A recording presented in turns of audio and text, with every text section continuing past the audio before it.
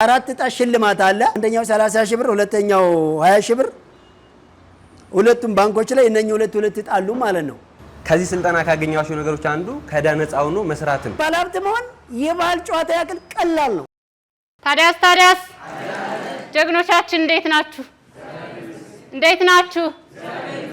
ወደፊት እንገስግስ፣ ወደ ኋላ አንበል። ራሳችንን ንቅት እናድርግ፣ ዝግጁ እንሆን፣ ስልካችን ሳይለንት እናድርግ፣ መረጃዎችን አውጥተን ሁሉን ነገር የሚሊዮነሮችን መንገድ መከታተል አለብን። ምክንያቱም ስኬት የሚጀምረው ራስን ከመግዛት ነው ይላል። እንዴት ራሳችን መግዛት እንዳለብን ደግሞ ከሚሊዮነሮች መንገድ እያንዳንዱ ነገር መውሰድ እንችላለን ማለት ነው። ከዚህ በመቀጠል የዚህ ፕሮግራም ዋና አዘጋጅ የሆነውን በስኬትን በእውቀትን በስዕብና ሙሉና ጀግና የሆነውን የዚህ ፕሮግራም አሰልጣኛችንን ወደ መድረክ ጋብዝላችኋለሁ። እናንተ እንዴት እንደምትቀበሉት ደግሞ ከናንተ ያለው ዛሬ ብዙ አዳዲስ ነገሮች አሉ ተብሏል። እነሱን ደግሞ ለማየት ጓጉታችሁ ጠብቁ፣ ዝግጁ ሁኑ። እኔ ወደ መድረክ ልጋብዘው ነው። እናንተ ደግሞ እንዴት እንደምትቀበሉት ልያችሁ። እስኪ እንደዚህ ነው የምትቀበሉት? እስኪ እጠራው ነው። እስኪ ታዲያስ እንዴት አደራችሁ? ሁሉ ሰላም? ሳምንት እንዴት ነበር? ዛሬ አዲስ ነገር አለን። ለማንኛውም ሁላችሁም በማንኛውም ቀንና በማንኛውም ሰዓት ማንኛውንም አይነት ስራ ስንጀምር ማንኛውም አይነት ፕሮግራም ለአንድ ደቂቃ የህሊና ጸሎት መያዝ ጥሩ ስለሆነ ከይቅርታ ጋር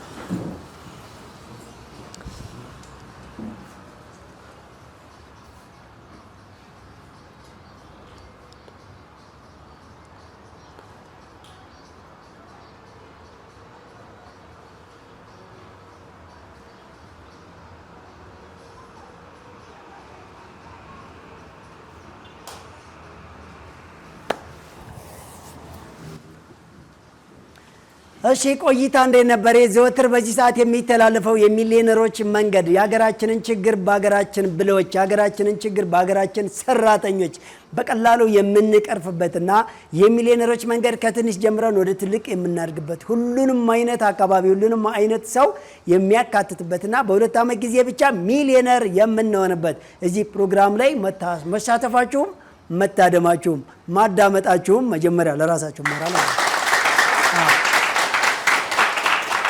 በጣም ጥሩ። ይህ ፕሮግራም የሚሊዮነሮች መንገድ የተሰኘው በበላይ መልቲ ሚዲያ እየተዘጋጀ በሀገሬ ቴሌቪዥንና በኢትዮ ኤፍኤም የሚተላለፍ ትልቅ የቢዝነስ ፕሮግራም ነው። ፕሮግራሙ አንድ ሰው ቢዝነስ ከጀመረ በሁለት ዓመት ውስጥ ራሱን መልቲ ሚሊዮነር ማድረግ ይችላል የሚል ልዩ ጽሑፍ ብቻ ሳይሆን ልዩ ሪሰርች ብቻ ሳይሆን ልዩ አክሽን ልዩ ተግባር ልዩ የሆነ እርምጃ ነው። ድህነት ላይ ያለምንም ርህራሄ እርምጃ ሊወስድ የተዘጋጀ እየወሰደ ያለ ብዙዎችን እየቀሰቀሰ ያለ ስለ ቢዝነስና ኢኮኖሚ ብቻና ብቻ የምናወራበት ልዩ የቢዝነስ ፕሮግራም ነው የሚሊዮነሮች መንገድ ማለት ነው። ስለዚህ ወደዚህ ፕሮግራም ማንኛውም ሰው ለመቀላቀል በ8795 ብቻ ኤምአር ብሎ ተመዝግቦ እጅ ላይ ባለ ስልክ ወደዚህ ፕሮግራም መቀላቀል ይቻላል። ይህ ፕሮግራም በመከታተል በቀላሉ ስልጠናውን ባለበት ሀገርና አካባቢ ሆኖ እጅ ላይ ባለው ገንዘብና የሚፈልገውን ቀላል የሚያውቀውን ስራ እየሰራ በእኛ ቢዝነስ ፕላን ውስጥ እየተከታተለ ፕሮግራሙን በየወር የደረሰበትን እየተናገረ ያስቀመጥንለትን የቢዝነስ ፕላን የቀላል ፐርሰንት ትርፍ በየወሩ ቼክ እያደረገ በሁለት ዓመት አብሮን ሚሊዮነር መሆን ይችላል። ምንም አይነት የሚከፍለው የሚጠየቀው የሚያሟላው መስፈርት የለም ማለት ነው። ከዛ በዘለለ ምናልባት እነኚህን ሁሉ ለማዳመጥም ለማየት ጊዜው የሌላቸው ሰዎች ነገር ግን ኢንተርኔት ለመጠቀም እድሉ ያላቸው ሰዎች ደግሞ በላይ ሚዲያ ብለው በሁሉም ሶሻል ሚዲያችን ላይ ገብተው መከታተል ይችላሉ ማለት ነው። ዩቲዩብ ቻናላችን ላይ ሁሉንም መረጃ ታገኛላችሁ። ቴሌግራም ላይ አጫጭር መረጃ እንደዚሁም ደግሞ ቲክቶክ፣ ፌስቡክ እና ሊንክዲን ላይ አጫጭር መረጃ ማግኘት ትችላላችሁ። ይሄ ሁሉ የሚደረገው ለእናንተ ግልጽ የሆነ ሐሳብ ነው። ከዛ በዘለለ በርቀትም ይሁን በቅርብ ያላችሁ በአካል እጅ እያወጣችሁ ያልገባችሁን እየጠየቃችሁ እንዴት እንደሚመዘገብ ለምን ይሄ ፕሮግራም እንደተቋቋመ እንዴት እንደሚታደግ ምን እንደሚሰራ እንዴት በሁለት ዓመት ሚሊዮነር እንደሚሆን ስንት ብር እንደሚያስፈልግ ወይም ደግሞ ምን ያክል ጊዜ እንደሆነ መስፈርቱ በደንብ አድርጎ እንዲገባችሁ የምትፈልጉ በአካል ዘወትር እሁድ ወሰን ኤምኤስ ህንፃ ላይ 5ኛ ፎቅ ላይ ዘወትር 7 ሰዓት በመገኘት እሁድ ማለት ነው ፕሮግራሙን መሳተፍ በቀላሉ ደግሞ ይቻላል ማለት ነው። ስለዚህ ያልገባችሁን እጅ እያወጣችሁ በመጠየቅ ግልጽ እንዲልላችሁ በደንብ አድርጋችሁ ይሄ እናንተ የጋራ መድረክ ስለሆነ የሚሊዮነሮች መንገድ የተቋቋመው ሚሊየንስ የሚሆኑ ኢትዮጵያኖችን ሚሊዮነር ለማድረግ ማንም ሰው ድሃ ሆኖ እንዳይቀጥል፣ ማንም ሰው ወደ ውጭ እንዳይሰደድ፣ ማንም ሰው ግራ እንዳይጋባ፣ ማንም ሰው ለሚሰራው ስራ ደንበኛ እንዳያጣ፣ እውቀት እንዳያጣ፣ ትርፍ እንዳያጣ፣ ወኔ እንዳያጣ፣ ግራ እንዳይጋባ፣ መሰደድን፣ ድህነትን፣ ተስፋ መቁረጥን፣ ሽብርን፣ አሉባሌ ቦታ መዋልን፣ በሱስ መጣድን የተባሉ ነገሮችን እንዳይመኝም እንዳይኖረውም መኖር የሚገባው ኢትዮጵያኖች እኛ የሚገባን መኖር የሚገባን እኛ ጤናማ በጎ አስተሳሰብ ባለሀብቶች በጣም የተደላደለ ህይወት ለመኖር ምንም የተነሳነው ነገር እስከሌለ ድረስ ራስ በራሳችን የአመለካከታችን ችግር የድህነታችን ውጤት የአመለካከታችን ውጤት የወለደውን ከፍተኛ የኑሮ ጉስቁልና ውጣ ውረድና ስደትና ሽብርን አሁን እየተጋትን ያለ ነው። የአመለካከታችንና የጊዜና ኢኮኖሚ አጠቃቀማችን ብልሹነት ስለሆነ የማህበራዊ ህይወት አጠቃቀማችን የጊዜ አጠቃቀማችን የአመለካከታችን ውጤት የተበላሸ ስለሆነ በማይመች ኑሮ ውስጥ እንድንኖርና እንዲሁ ተበትነን የዓለም ጥገኛ እንድንሆን ያደረገን በጣም ብልሹ አካሄድ አለ። እሱን አካሄድ አሁን ለማስተካከል ነው የሚሊዮነሮች መንገድ የአሰራርን የአመለካከትን የጊዜና ኢኮኖሚ ታርጌት እንዴት መምታት እንዳለበት እንዴት መጠቀም እንዳለበት። በነገራችን ላይ ይሄ ፕሮግራም ሲቋቋም ብዙ ነገር ቴስት ተደርጎበታል። ዝም ብሎ የተቋቋመ እንዳይመስላችሁ፣ ዝም ብሎ አልተቋቋመም። በጣም ረጅም ጥናቶችን፣ ረጅም ሙከራ፣ ረጅም ማረጋገጫ፣ በጣም ብዙ ነገር በማንኛውም አቅጣጫ ፌል ሊያደርግ የሚችል ወይም ሊያጓትተ የሚችል ነገር እንዳይኖር ረጅም ዓመት ጊዜ ተሰጥቶት ዘመን ተሻጋሪም ድንበር ተሻጋሪም እንዲሆን ተደርጎ የተቋቋመ ነው። ግን የት ተሞከረ? የት ተጀመረ? የት እንዲቀጥል ተወሰነ? ሀገራችን ኢትዮጵያ ውስጥ እንኳን ደስ አለ። በጣም ጥሩ። ከዚህ በኋላ ዛሬ የምናወራው ዛሬ አዳዲስ ነገር አለ ያልናችሁ ለረጅም ጊዜ ሚሊዮነሮች መንገድ ከመስፈርቱ አንድ በየ3 ወር የቢዝነስ ፕላን ማሻሻያው ግልጽ ብሎላችሁ 2 ዓመት ዳር እስከምትሄዱ ድረስ የተወሰነ የሚያሳየውን 3 ወር ስለሞላቸው የመጀመሪያ ዙር ተመዝጋቢዎች ተመዝግበው ወደ ስራ የገቡ ጥቂቶች በየ3 ወር ፐርሰንቱ እንዴት ቸንጅ እያደረገ እየተሸጋሸገ እንደሚሄድ እናሳያቸዋለን። ከዛ በዘለለ ትልቁ ሰርፕራይዝ ዋናውና በቀላል ከደንበኞቻችን ጋር ወይም ደግሞ ከራዳሩ ጋር በቀላል ከሲስተሙ ጋር የምንገናኝበት አካውንት የምንከፍትባቸው ባንኮች የተወሰኑትን ዛሬ እንነግራቸዋለን። እሱም ደግሞ በዚህ ሳምንት ውስጥ አካውንቱን የመክፈት እሽቅድምድሚያና ንቃታችሁን ለማየት ያስቀመጥነው አሪፍ ሽልማት አለ። ስለዚህ ባንኮቹ በመላው ሀገሪቱ ላይ ባላቸው ቅርንጫፍ በሚቀርባቸው ቦታ ላይ ብቻ ነው የምትከፍቱት። በሚቀርባቸው ቦታ ላይ ባገኛችሁበት አካባቢ በሚቀርባችሁ ቦታ ላይ እዚህ ስልጠና ፕሮግራምም ላይ መክፈት ትችላላችሁ። በሁሉም አካባቢ ላይ ግን በሚቀርባችሁ ቦታ ላይ አሁን የምጠራላችሁን ባንክ ሄዳችሁ አካውንት በተለይ በዚህ ሳምንት አጠቃላይ ጠቅልለው ቀድመው ለሚከፍቱ ሰዎች ምናልባት 4ቶቹ ኮድ ላይ አንዱ ባንክ ላይ 2 ሽልማት አንዱ ባንክ ላይ 2 ሽልማት አስቀምጠናል። ባንኮቹ የሚከፍቱበት ሙሉ ተራ ቁጥር ወይም ደግሞ ኮድ እየተቀበላችሁ ነው የምትሄዱት። ኮዱ ላይ ነው ሽልማት ያለው። ወደኛ ዳታ ነው የሚመጣው። ወደኛ ዳታ ሲመጣ እኛ ዳታ ላይ የተቀመጠ ሽልማት አለ። ያንን ሽልማት ያገኘ ሰው ይወስዳል። ይሄን ያስቀመጥንበት ስንነግራችሁ ይህ የንቃተ ህሊና ሰው ያገኘውን ኦፖርቹኒቲ ለመጠቀም ፈጣን መሆንን፣ ቀልጣፋ መሆንን፣ ግንባር ቀደም መሆንን፣ ጊዜ አለማባከን ከ5 የስኬት ህጎች አንዱ መፈለግ እና መጀመር ነው። የመጀመር ህግ ዋጋ አለው። የትኛውም ዓለም ብትሄዱ ቢዝነስማን ለመሆን፣ ሃይማኖት መሪ ለመሆን፣ ፖለቲካ መሪ፣ ሀገር መሪ ለመሆን፣ ዝነኛ ለመሆን፣ አርቲስት ለመሆን፣ ቱጃር ባለሀብት ለመሆን የፈለገውን ነገር ብትፈልጉ እዚህ ዓለም ላይ 5 ህግ ብቻ ነው ያለው። ከዚህ ውጭ ምንም ነገር እንዳሞክሩ 5 ህግ አለ። የመፈለግ ህግ፣ የመጀመር ህግ፣ የማመን ህግ፣ የመጽናት ህግ፣ የመተግበር ህግ። ከነኚህ ህጎች አንዱ እዚህ አካውንት መክፈት ቅድመ አክሽን ላይ ያለ ቀድሞ የመተግበር የመንቃት ወደዛ የተባለውን የማድረግ ፍጥነት። ስለዚህ ልንገራችሁ የምከፍቱባቸውን ባንኮች፣ አንዱ ኦሮሚያ ባንክ ነው። ሁለተኛው ጸደይ ባንክ ነው። እነኚህ ባንኮች በሞላው አዲስ አበባ ውስጥና በተለያየ የኢትዮጵያ ክፍል ላይ አሉ። ኦሮሚያ ባንክና ጸደይ ባንክ ናቸው።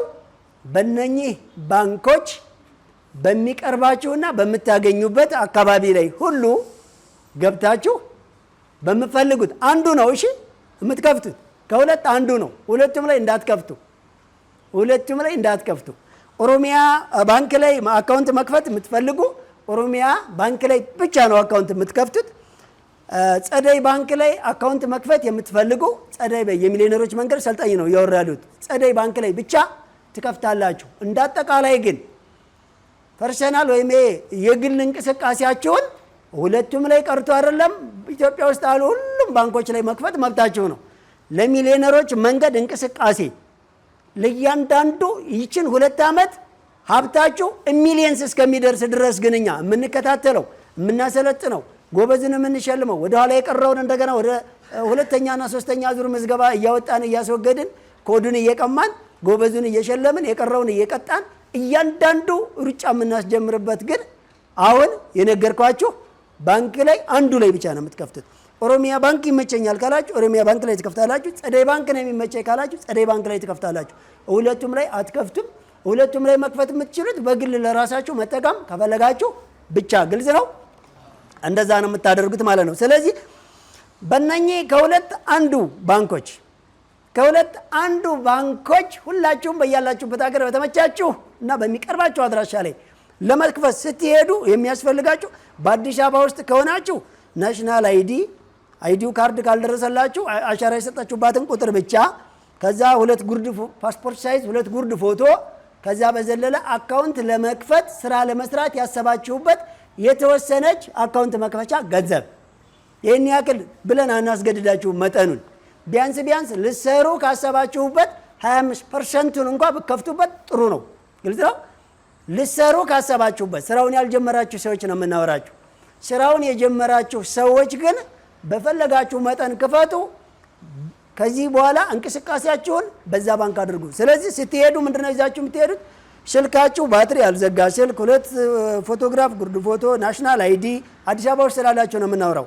ከዛ በዘለላ አካውንት ለመክፈት የሚያስችላችሁን ገንዘብ እነዛችሁ የምትሄዱ። በክፍለ ሀገር በተለያየ ክፍለ ሀገር ላይ ላላችሁ ደግሞ ማንኛውም የመታወቂያ አይነት ናሽናል አይዲ ያልተባለ ማንኛውም የመታወቂያ አይነት ይሆናችኋል። 2 ፓስፖርት ሳይዝ ጉርድ ፎቶ እና አካውንት ለመክፈት የሚያስችላችሁን ገንዘብ ይዛችሁ ትሄዳላችሁ ማለት ነው። ስልካችሁን ይዛችሁ ነው። ባትሪ ያልዘጋ ስልክ እያያዛችሁ ሂዱ። እዛ ከሄዳችሁ በኋላ ስታስከፍቱ የማትረሱት ነገር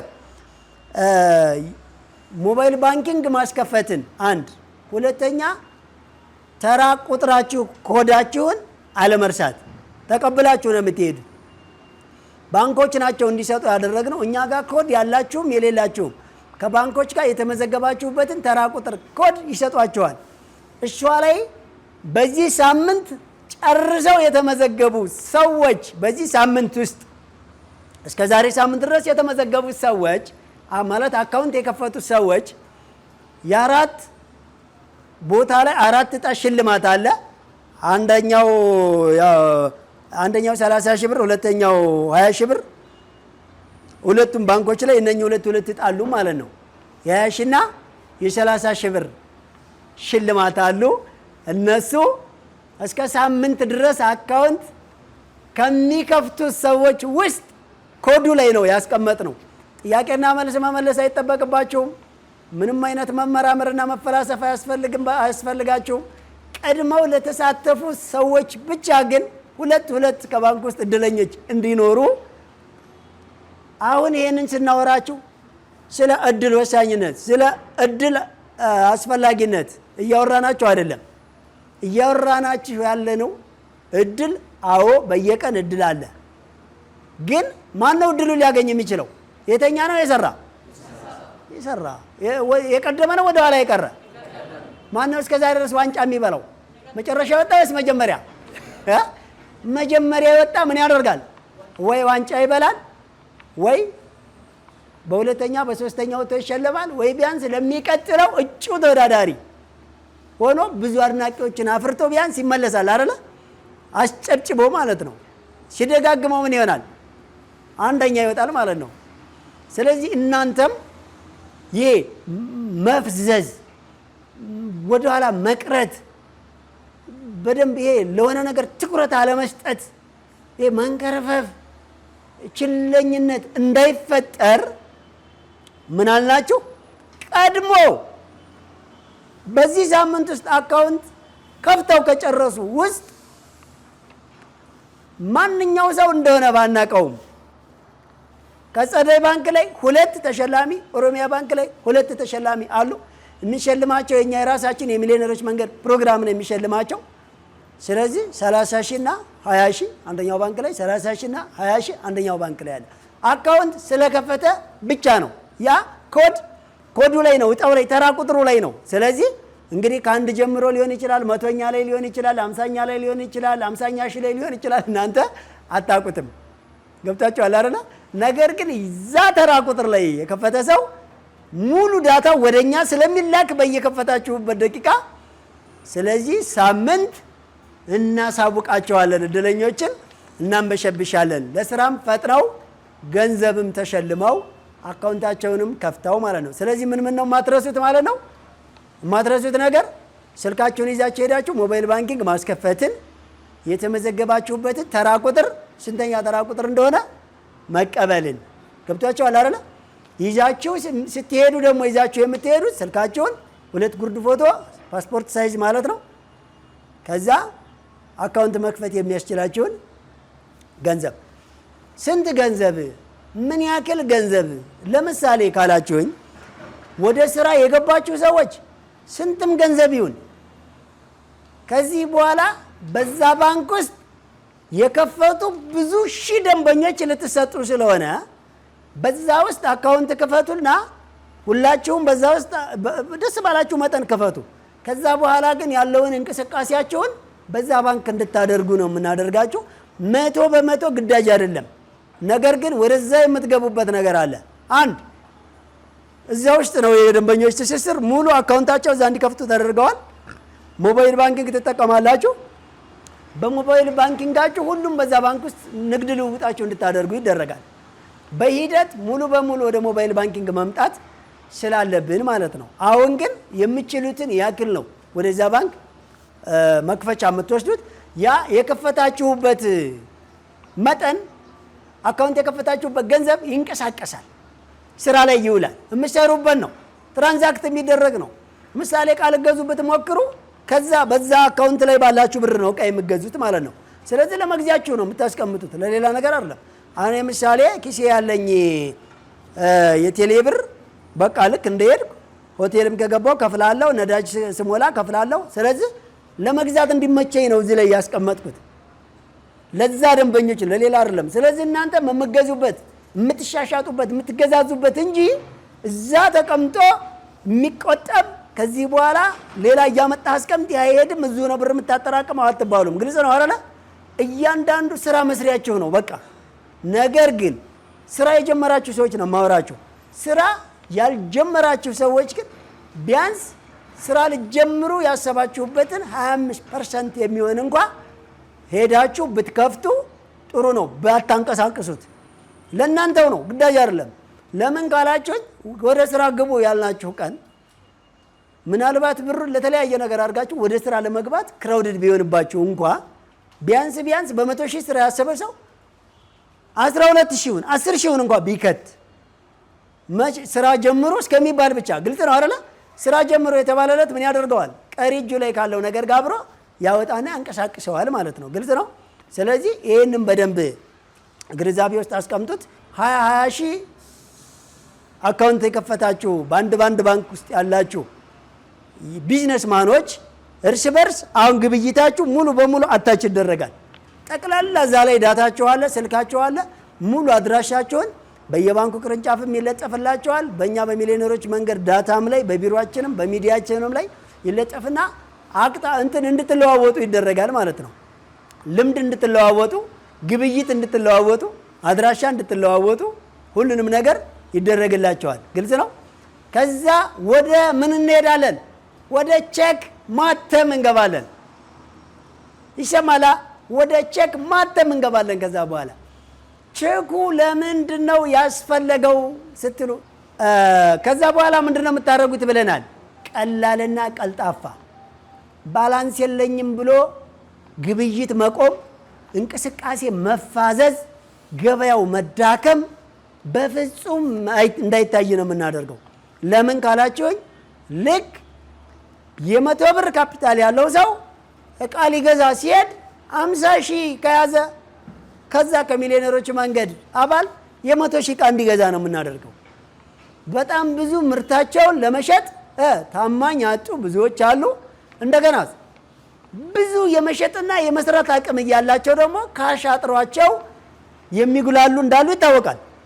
ስለዚህ ምንድን ነው የምታደርጉት? የካፒታላችሁን 50% ቼኩ እንዲሰራ ነው የምናደርገው። የካፒታላችሁን 50% የ100 ሺህ ብር ከሆነ ካፒታላችሁ እቃ ልገዙ ስትሄዱ ባላንሳችሁ 50 ሺህ ካለ 50 ሺህ ምን እንድታደርጉ ነው? ቼክ እንድጽፉ። ግልጽ ነው። አስመጪ ይሁን ፋብሪካ ይሁን ኤጀንት ይሁን ቸርቻሪ ይሁን ለ50 ሺህ ቼክ እንድጽፉለት 50 ሺህ በካሽ እንድትሰጡት። ካፒታላችሁ ስንት ከሆነ ነው ግን?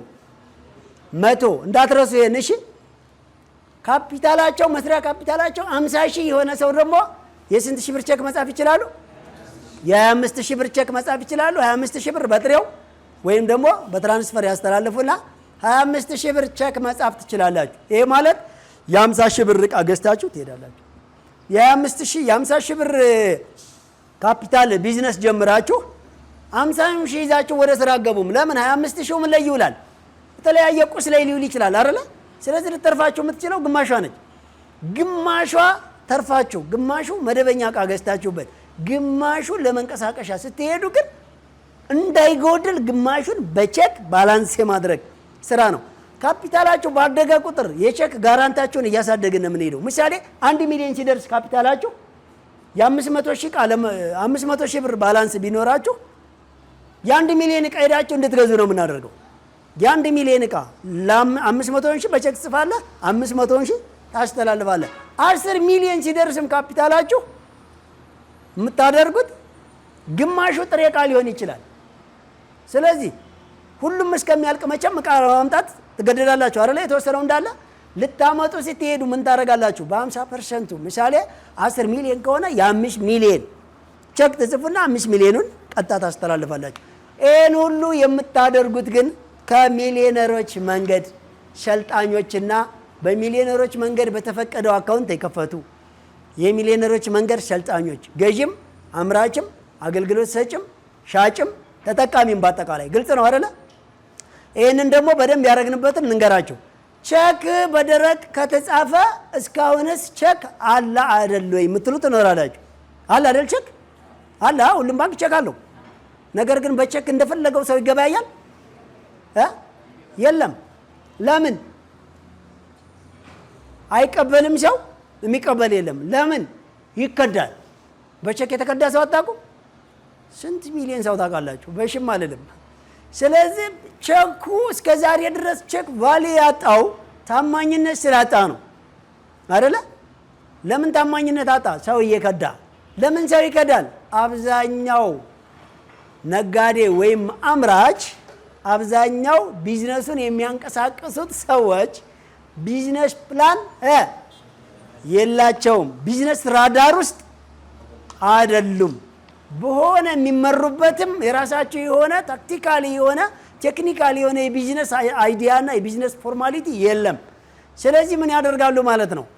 ያለ አቅማቸው ይጽፋሉ። አይጽፉም? ይጽፋሉ። ካፒታሉ ምናልባት 100 ሺህ ሆኖ እሱ 1 ሚሊዮን ይጽፋል። ይሄ ሰውዬ ይከስራል አይከስርም? ይከስራል። ለምን? ያለ ልምዱ፣ ያለ አቅሙ፣ ያለ ቢዝነስ ፕላን ነው የጻፈው ማለት ነው። እየተንቀሳቀሰ ከዛ ይከስራል። ሲከስር ምን ያደርጋል? ይከዳል አይከዳም? ይከዳል። ብታሳስረው ብታስገድለው እሱ ምንም አይደለም። በቃ ከሌላው የለውም። መጀመሪያ ነበረ ቼክ መደረግና መፈተሽ የነበረበት። 1 ቢዝነስ ፕላን የለውም። 2 ያለ መጠን ይጽፋል። ቢዝነስ ፕላን ስለሌለው ከሰረ። ያለ መጠን በመጻፉ ደግሞ መክፈል አልቻለም። ሌላኛው ምን መሰላችሁ? አሁን እኛ ላይ ታዲያ እንዴት ነው እሺ ቢዝነስ ፕላኑን እንመን ያለ መጠኑ ቢጽፍ እንዴት ነው የሚታወቀው የሚለውን ደግሞ እናውራችሁ። ለምሳሌ ቸኩ ላይ እንዲህ ይላል፣ ይህ ቸክ ከዚህ በላይ መጻፍ አይቻልም የሚለውን አንብባችሁ ነው ቸክ የምትቀበሉት ማለት ነው። የምትቀበሉትም ለማን ነው የሚጽፈው? ለሚሊዮነሮች መንገድ ሰልጣኝ ብቻ። ማን ነው ጻፊው? የሚሊዮነሮች መንገድ ሰልጣኝ ብቻ። የሚጽፈው ተቀባውም ሰጪውም የሚሊዮነር ከነኛ ከ20 ሺዎች ውስጥ ነው። አያችሁ። ስለዚህ ይህ ቸክ ከዚህ መጠን በላይ መጻፍ አይቻልም ይላል። ከዛ ከተቀመጠው መጠን በላይ ጽፎ መቀበል የለባችሁም። እኛ ከባንኮቹ ጋር ተናበን ምን አድርገናል? መክፈል የሚችለውን ያክል የካፒታሉን ግማሽ ብቻ ቸክ እንዲጽፍ ፈቅደንለታል ማለት ነው። ግልጽ ነው።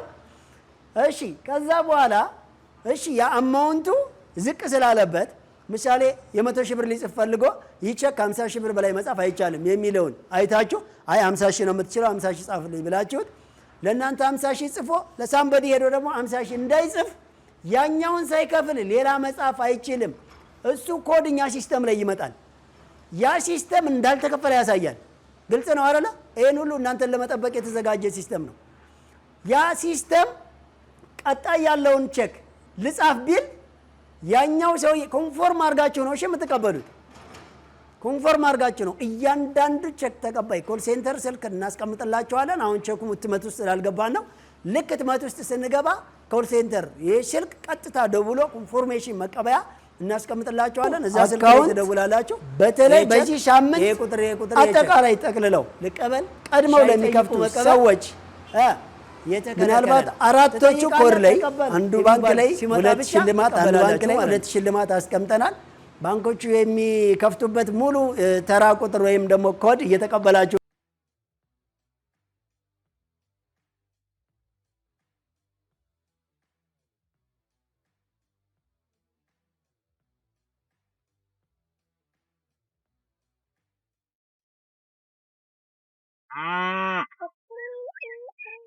ገና በማለዳው የተስፋ ስንቅ ተሰንቆ ቤተሰብ በልጁ ሳቅ አምሮ ደምቆ ከትንሿ የትጋት መብራት እንዲወለድ አዲስ ብስራት ሩቅ ማለም ነገን ለማጽናት የስኬትን መልክ እያዩ ምርትና ግርዱን እየለዩ እንዲጓዙ ያስቻለ አንድ ቤተሰብ አለ።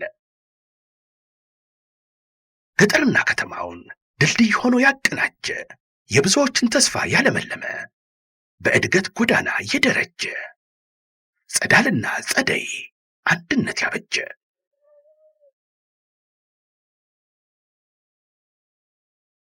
ጸደይ ባንክ የሁሉም ባንክ። ጸደይ ነው ባንካችን ጸደይ። እውነተኛ የስኬት መሰረቶች የትናንት ጉህ ማንነቶች ናቸው። የጀመርነው በእርግጥም ራዕይ ስለነበረን ነው። ጥቂቷን በጥረታችን ልናገዝ ወስነን ስንነሳ፣ ስንጓዝ በተግባር መንገዳችን ላይ ያሰብነውን ለማድረግ ደጋግመን ስንሞክር፣ በሚፈነጥቅልን የተስፋ ቀለም ለመድመቅ ይበልጥ ስንፈጥን፣ አለን ወዳጅ ቅርብ አጋዥ ለዓላማችን የምናምነው በደከምነው ልክ ሲሆን ሲሳካልን የሚደሰት ከፍ ብለን ለሌሎች በውጤታችን እንድንተርፍ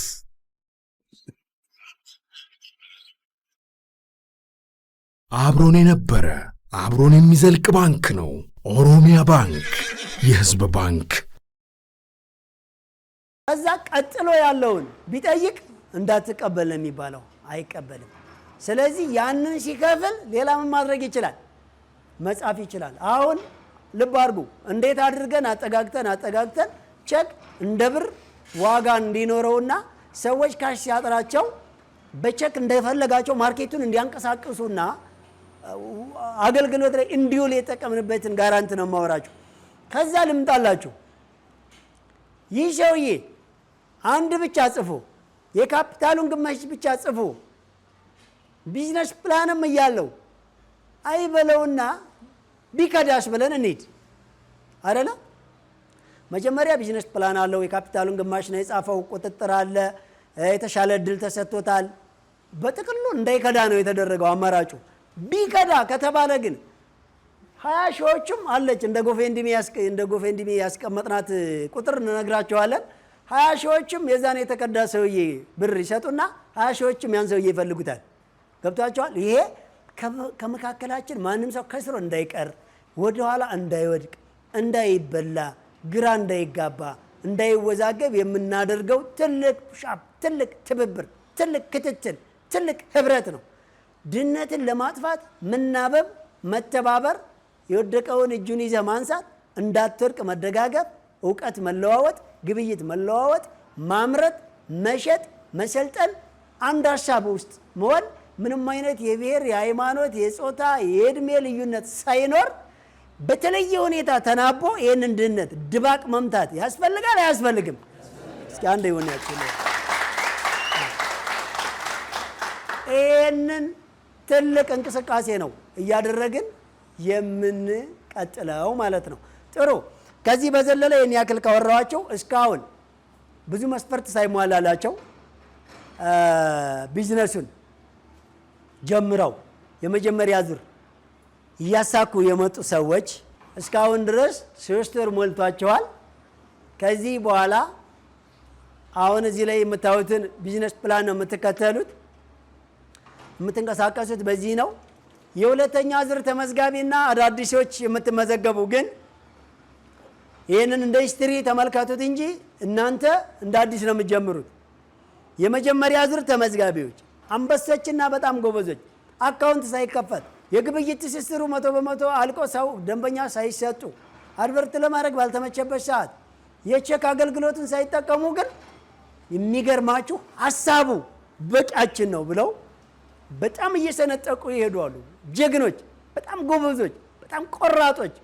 በቃ ሀሳቡ፣ እውቀቱ፣ መነሳሳቱ፣ ወኔው እኛ የሚሊዮነሮች መንገድ ለኛ ያደረገው ከዚህ በላይ እንድንፈጥን ያስደርገናል ብለው እየሰሩ ያሟሉ አሉ መስፈርቱን። በ100 ብር ደስ ይላል እኮ ጎበዝ። አሁን እንደው የምር እውነቱን እንነጋገር በፈጠራቸው።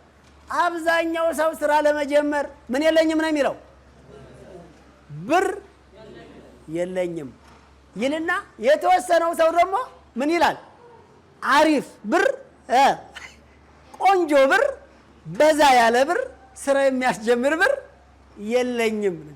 እኛ ጋር በዛ ያለ ብር ዋ በለው። ከ100 ሺህ ብር በላይ ጀምሮ ብለናል። አሁን አዲስ ሰልጣኝ መጥተህ 5 ሚሊዮን አለኝ ብትሉ ምንድነው የምንላቸው? 5 ሚሊዮኑን አስቀምጡት። እናንተ ግን ቢያንስ በ100 ሺህ ብር ጀምሩ እንዴ። ልብ አድርጎ እንግዲህ በችግር ተቃራኒ ነሯል የቆም ነው። በሀብት ተቃራኒ ገብታችኋል? በሀብት ተቃራኒ ነሯል የቆም ነው። በሀብት ተቃራኒ እስከ ዛሬ አጠቃላይ ግብ ጠባቂያችን ለድህነት ነሯል የሚከላከለው። ለካ አይታችሁታል? ድህነት ላይ እንዳይገባ ሬዲ፣ ድህነት ላይ ምንም ግብ እንዳይገባበት፣ ድህነት እንዲያሸንፍ የኛ ግብ ጠባቂዎች ለድህነት ወግነን የኖርን ገና ያልባነንን፣ የምሬን ነው የማወራቸው። በጣም ብዙ የተበላሸ አካሄድ፣ በጣም ብዙ አመታትን ተረማምደን ብዙ ትውልድን ተቀባብለን አሁን ነው ገና የባነን ነው። የድህነት ግብ ጠባቂዎች ድህነት ላይ ምንም እንዳይገባበት፣ ድህነት እንዲስፋፋ፣ ስደት እንዲስፋፋ፣ መፈናቀል እንዲስፋፋ፣ ጦርነት እንዲስፋፋ፣ ተስፋ መቁረጥ እንዲስፋፋ፣ ጌምዘን እንዲስፋፋ፣ ሱስ እንዲስፋፋ፣ መተኛት እንዲስፋፋ፣ ምርት እንዲጠፋ፣ ተስፋ እንዲደክም፣ ገብቷችኋል? ተቀጣሪ እንዲበዛ፣ ስራ እንዲጠፋ፣ ስራ ፈላጊ ግን መንገዱን ሁሉ እንዲዘጋው፣ እንደዛ ስናደርግ ነው የኖርነው። እንደዛ ስንሰራ ነው። እመኑኝ፣ በተቃራኒው ብዙ አመት ሄደናል። በተቃራኒው ማለት ነው ብዙ አመት ሄደናል። አሁን ግን ወደ ራሳችን ጎል ዞር ብለን የራሳችንን ግብ እንጠብቅ። ከዚህ በኋላ የምትጠባበቁት ትልቅ ገንዘብ የለኝም የሚባል ምክንያት እዛው አስቀምጡትና አሁን በስንት ብር መጀመር ይቻላል ማለት ነው? በ100 ብር። አረ ብር አለኝ ካላችሁ በ500፣ አረ አለኝ ካላችሁ በ1000፣ አረ አለኝ ካላ 5000፣ ካልሆነም 10000 ወይም ደግሞ እያለ ይጨምራል ማለት ነው። 20 30 40 50 60 80 ማነው 70 80 90 100,000። ከ100,000 በላይ ግን ቆይ እቃ ትሰብራላችሁ። ከዚህ በላይ እንዳጭኑ አባዲ ሲስተሙ ነው የሌለን፣ መንገዱና ያጣኑ ማየት ተስኖን እንጂ ገንዘብ አይደለም ስራ ለመጀመር የሚያስፈልገው። ከዚህ በኋላ መነሻ ካፒታል የለኝም መላው ሳቢው ምናምን እያልክ በሙድ የምጠራው ምክንያት አቁም። አሁን የሚያስፈልግ ሲስተም፣ እውቀት፣ መስመሩ ላይ መግባትና ታርጌት ፉል መሆን ነው። በታርጌት መንቀሳቀስ ነው። ጊዜና ኢኮኖሚውን በአግባቡ ራን የማድረግ ስራ መስራት ነው። ስለዚህ በ100 ብር የጀመራችሁ ሰዎች 3 ወር ስለሞላችሁ 800 ብር ደርሷል እስካሁን ማለት ነው ካፒታላችሁ። በ100 ብር የጀመራችሁ ሰዎች ቢዝነሱን ጀምሩ ካልን 3 ወር ሞልቶታል። 3 ወር ስለሞላው በ3 ወር ውስጥ የ100 ብር ቢዝነስ የሚያተርፈው 100% ነው። እንዴት 100% ትርፋለሁ ካላችሁ፣ አዎ ወር ሙሉ ቆይቶ ነው። በአንድ ጊዜ በአንድ ቀን አይደለም። ወር ሙሉ ሲያገላበጥ ቆይቶ የ100 ብር ቢዝነስ በቀን 1 ሰዓት ብቻ ተመድቦለት በአንድ 100 ብር ብቻ የተጀመረ ቢዝነስ በትርፍ ገንዘብና በትርፍ ብር በ3 ወር ሙሉ 800 ብር ይሆናል።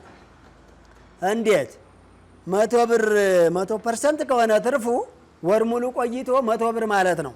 ይሄም ደግሞ በወር 100 ከሆነ በ3 ወር ውስጥ 300 ብር ነው የምትሉ ካላችሁ ግን እስካሁን ምናልባት ስልጠናው ያልገባችሁ ቅርብ ጊዜ የጀመራችሁ ሰዎች አይደለም። አንድ ወር ላይ መጨረሻ ላይ በ100 ብር የተጀመረ ቢዝነስ ወር ሙሉ ሲሰራ ቆይቶ 100% ወሩ መጨረሻ ላይ አድርሶት 100 ብር ካተረፈ ከመነሻ ካፒታሉ ጋር 200 ብር ነው። ያ 200 ብር የሚቀጥለው ወር ላይ በ200 ብር ሲሰራ ቆይቶ 100% ወሩ መጨረሻ ላይ ካተረፈ 400 ብር ነው እንጂ 100ዋን ብቻ ይዛችሁ እንዳትሄዱ። የ400 ብር ደግሞ ሶስተኛው ወር ላይ ሲሰራ ቆይቶ መጨረሻ ወር ላይ 400 ካተረፈ ከመነሻ ካፒታሉ ጋር ስንት ይሆናል? 800። ስለዚህ በ100 ብር የጀመራችሁ ሰዎች 3 ወር ሞልቷችኋል። 800 ብር ካፒታል የደረሳችሁ አሁን የምትቀጥሉት በ800 ብር የአራተኛውን ወር እያወራው ነው። እሺ አሁን በየ3 ወር ቢዝነስ ፕላኑ ምን ይላል ብለናቸዋል? ይሻሻላል። ለምን? ፐርሰንቱ ቦነሳችሁ ካፒታሉ ኢንቨስትመንቱ ከፍ እያለ በሄደ ቁጥር ፐርሰንቱ ወረድ እያለ መሄድ አለበት። ቦነሱ ከፍ እያለ ነው፣ ፐርሰንቱ ግን ወረድ ይላል። አሁን አራተኛው ወር ላይ የምትጀምሩት በ100% የነበረው በ90% ነው። እሺ በ100 ብር የጀመራችሁ ሰዎች 3 ወር ሞልቷቸዋል። 800 ብር ካፒታላችሁ የደረሰ አሁን በ800 ብር አራተኛውን ወር ኢንቨስት ስታደርጉ የሚጠበቅባችሁ 100% ሳይሆን 90% ነው። 90% ነው። መጀመሪያው ወር ላይ 720 ብር ታተርፋላችሁ። ካላችሁ 800 ብር ካፒታል ጋር 1520 ብር ይኖራችኋል ማለት ነው። ከዛ ወደ ሁለተኛው ወር የምትሄዱት 1520 ብር ይዛችሁ ነው። ከዛ 100 ብር የነበረውን አሁን 100% የነበረው አሁን የምታተርፉት በ90% ስታተርፉ ወር ሙሉ ቆይታችሁ ነው። አሁንም 90% እንዴት ትርፍ ይኖራል? እንዴት አለ ነጋዴ ነው ስንት እጥፍ ይያዛል እንዳትሉ፣ ወር ሙሉ ነው ያልኩት እኔ። አንድ ዕቃ ላይ ወይም አንድ ትርፍ ላይ አይደለም። ወር ሙሉ ስታገላብጡ ወይ ስታመርቱ ወይ ሲሸጡ ወይ ስታንቀሳቅሱ ወይ አገልግሎት ስትሰጡ ኖራችሁ ወር ሙሉ ነው 90% ያልኩት። አንድ የመስለውና አንድ ሰው አረ እንደዛ አይነት ትርፍ የለም የሚል ሰው አለ። አንድ አይደለም፣ ወር ሙሉ ቆይቶ ወሩ መጨረሻ ላይ 90% ሲያተርፍ 1368 ብር ሁለተኛው ወር ላይ ያተርፍና ካለው 1520 ብር ጋር ሲደመር 2888 ብር ካፒታል ይኖረውና ወደ ሶስተኛው ወር ይሄዳል። ስንት ብር ይዞ? 2288 ብር 2888 ብሩን ይዞ በዛው በ90% ለማትረፍ ይቀጥላል። ሶስተኛው ወር ይሄ ማለት ከዚህ ሶስተኛውና ከዛኛው ስድስተኛው ወር ላይ ይደርስ ነው ማለት ነው።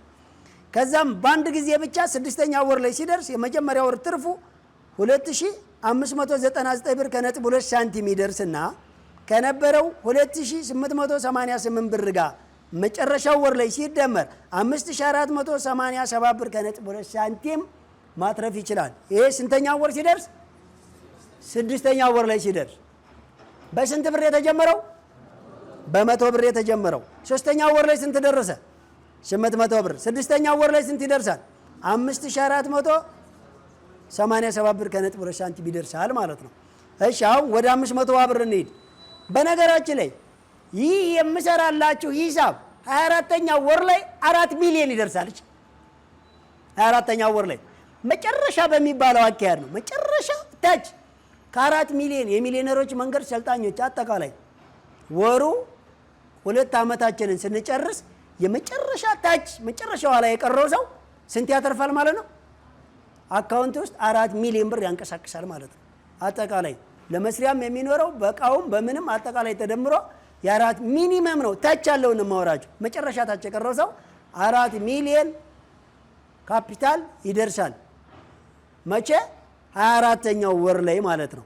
ምንም አይነት ሰውን የትኛውም አካባቢ የሆነ ስራ ስልጠናውን የምትከታተለው በምፈልገው መከታተያ ዘዴ ይሁን፣ በአካል ሰልጥን፣ በሬዲዮ ሰልጥን፣ በቴሌቪዥን ሰልጥን፣ በሶሻል ሚዲያ ሰልጥን፣ በሚሴጅ ሰልጥን፣ በምንም ሰልጥን ብቻ የሚሊዮነሮችን መንገድ ስልጠና ተከታትለ 8795 ላይ ተመዝግበ ኢንፎርሜሽን ላክ ስትባል ልከ አካውንት ክፈት በተባልክበት ባንክ ከፍተ በየወሩ የደረስክበትን ለኛ እያሳወቀ ከተንቀሳቀሰ ምንም ስራ ጀምር። በስንትም ይሁን ሚኒመም በ2 ዓመት ታች 4 ሚሊዮን ብር ነው። ማክሲማሙን አወራቸዋለሁ። ይቺ የባለ 100 ብር የጀመሩት ናቸው። ታዲያ በ100 ብር ስራ ተጀምሮ በ2 ዓመት 4 ሚሊዮን መድረስ ከተቻለ የትኛውም ሀገር ማንኛውም ሰው ማንኛውም እድሜ ላይ ማንኛውም ጾታ ማንኛውም ሃይማኖት ማንኛውም ብሔር የትም መቼም እንዴትም ብቻ በሚሊዮነሮች መንገድ ሲስተም ላይ መጥቶ ምንም አይከፍልም፣ ምንም አይጠየቅም። ይህም ማድረግ ከተቻለ ሰው ለምንድን ነው የድሃ መንጋ ያጥለቀለቀን ነው? አሁን በተቃራኒው እንደቆምን ይገባቸዋል። ባለ 500ውን ላውራችሁ። በ500 ብር ጀምራችሁ የነበረ የመጀመሪያ አሁን የመጀመሪያ ዙር ተመዝጋቢዎችና ስራ የጀመሩትን ነው የማወራው። ሁለተኛ ዙሮች በደንብ ተጠንቀቁ። ከነኚህ ሰዎች የምትወስዱ ልምድ አለ። ሁለተኛ ዙር ተመዝጋቢና አዳዲስ ልትመዘገቡ የተዘጋጃችሁ ሰዎች ይህን በደንብ ተከታተሉ። የዛሬ 3 ወር ተመዝግበው ስራ ጀምሩ ስንል በ500 ብር የጀመራችሁ ሰዎች ደግሞ አሁን ላይ አሳካችሁ የሚባለው አጠቃላይ አሁን ላይ ባላችሁበት 3429 ብር ከደረሰ ነው ካፒታላችሁ። በ500 ብር የዛሬ 3 ወር የጀመራችሁ ሰዎች በሚሊዮነሮች መንገድ ውስጥ ሆናችሁ ተመዝግባችሁ ኮድ ተልኮላችሁ ኢንፎርሜሽን ልካችሁ ወደ ስራ የገባችሁ በ500 ብር አሁን ላይ 3429 ብር ከደረሰ አሳክታችኋል። እናንተ ከዚህ በኋላ እስከ ዛሬ ፐርሰንቱ ስሰሩ የነበረበት ፐርሰንት 90% ነበረ። ወር ሙሉ ቆይታችሁ 90%። አሁን ላይ ግን ከ500 ወደ 3429 ብር ከፍ ስላለ ካፒታላችሁ አሁን የምትሰሩት በ75% ነው። ከዚህ በኋላ በየ3 ወሩ ፐርሰንቱ ዝቅ ዝቅ ዝቅ እያለ ነው የሚሄደው። ቦነሱና ካፒታል ኢንቨስትመንታቸው ግን እየሰፋ እየገዘፈ ነው የሚሄደው። የሚጠበቅባችሁ ፐርሰንት እየወረደ ነው የሚሄደው። የምታገኙት ትርፍና ኢንቨስትመንታቸው ግን እያደገ ነው የሚሄደው። በደንብ አድርጋችሁ የቢዝነስ ፕላን መተላለፊያ ሲስተሙ ይግባችሁ። ስለዚህ እስከ ዛሬ በ500 ብር ጀምራችሁ ለ3 ወር በ90% ነበር ሰሩ የነበረው። ይህ ማለት አሁን ላይ ግን 3ኛው ወር ላይ ካፒታላችሁ 3429 ብር ስለደረሰ በ75% ብቻ ነው ቦነስ እንዲመጣ የምትሰሩት ወር ሙሉ ቆይታችሁ። አሁንም የአንድ የትርፍ መስሏችሁ 75% ከባድ ነው እንዳትሩ። ወር ሙሉ ሲገላበጥ ወይም አገልግሎት ሲሰጥ የቆየ ቢዝነስ ነው 75% ያልነው። ጥሩ። ስለዚህ በ75% ቀጥላላችሁ። 2000 የመጀመሪያ ወር ቦነስ አሁን የዛሬ ወር ላይ ሊኖራችሁ የምትችሉት ቦነሳችሁ ብቻ 2571 ብር ከነጥብ 70 ሳንቲም ይመጣል። ከነበራችሁ 3429 ብር ጋር ስደምሩት 6000.70 ሳንቲም ይመጣል ማለት ነው። ይህንን 6000 ብር ትይዙና የበፊቱን 90% ትታችሁ በ75% ትሰሩና በአንድ ወር ሁለተኛው ወር አሁን ከዚህ ወር በኋላ ሁለተኛው ወር ላይ የአንድ ወር ቦነሳችሁ 4500 ብር ይደርሳል። ከነጥብ 5 ሳንቲም ማለት 50 ሳንቲም 4500 ብር የአንድ ወር ቦነሳችሁ ይደርስና ከነበራችሁ 6000 ብር ጋር 10501 ብር ካፒታል ይኖራችሁና ወደ ቀጣይ ሶስተኛው ዙር ፐርሰንት ትሄዳላችሁ። 10501 ብርን ትይዙና በ75% ወር መጨረሻ ላይ ቦነሱን ስትሰሩት 7875 ብር ከነጥብ 9 ሳንቲም ይመጣላችኋል በአንድ ወር የምታገኙ ቦነስ። ከዛ ከነበራችሁ 10501 ብር ጋር ስትደምሩት 18377 ብር ይመጣላችኋል። ስንተኛው ወር ላይ ስትደርሱ? ስድስተኛው ወር ላይ ስትደርሱ በ500 ብር የጀመራችሁት ሰዎች ማለት ነው 18377 ብር ይደርስላችኋል። አሁን ወደ 10 ሺህ የጀመራችሁ ጋር ልሂድላችሁ። የዛሬ 3 ወር በ1000 የጀመራችሁ ሰዎች ስሩ ያልናችሁ ፐርሰንት 75% ነው። በ75% ወር ሙሉ ስታገላብጡ ቆይታችሁ በ75% አሁንም በአንድ ሽያጭ አላልንም። በደንቡ 75% ነበር። አሁን ግን ወደ 65% አውርዱት። ለምን ካላችሁኝ ካፒታላችሁ ስንት ደርሷል ማለት ነው? 5359 ብር ደርሷል። ካፒታላችሁ በአንድ ሺህ ብር ጀምራችሁ የነበራችሁ ማለት ነው። ስታሳኩ የመጣችሁ ሰዎች አሁን ካፒታላችሁ ከአንድ ሺህ ብር በአንድ ሺህ የጀመራችሁ ጊዜ በ75% ነው ወር ሙሉ ቆይታ ስሩ ያልነው። አሁን ግን ካፒታላችሁ ከአንድ ሺህ ወደ 5359 ብር ስለደረሰ በ65% ነው ከዚህ በኋላ የምትሰሩት። 10% ወርዶላቸዋል ማለት ነው። ለምን ካፒታላችሁ ከፍ ስላለ ፐርሰንቱ እየወረደ ነው የሚመጣው። ስፋቱና ቦነሱና እድገቱ ግን እያደገ ነው የሚመጣላችሁ። ስለዚህ በ75% ስትሰሩ አሁን የመጀመሪያ ወር ላይ የምታተርፉት 7875 ብር ነው። ማን ነው ሶሪ አይደለም፣ ላስተካክልላችሁ። በ65% ሰሩና የመጀመሪያ ወር ላይ የምታተርፉት 3483 ብር ነው የምታተርፉት። በ5359 ብር ጀምራችሁ በ65% ስትሰሩ ከዚህ በኋላ ማለት ነው በፊት ያሳካችሁ ሰዎች 3483 ብር ነው መጀመሪያ ወር ላይ የምታተርፉት። ከነበራችሁ 5359 ብር ጋር ስትደምሩት 8842 ብር ካፒታላችሁ ይደርስና ቀጣይ ሁለተኛውን ወር በ8842 ብር ተጀምሩትና በ65% ቦነስ ወር መጨረሻ ላይ ሲሰሩ 5747 ብር ታተርፋላችሁ።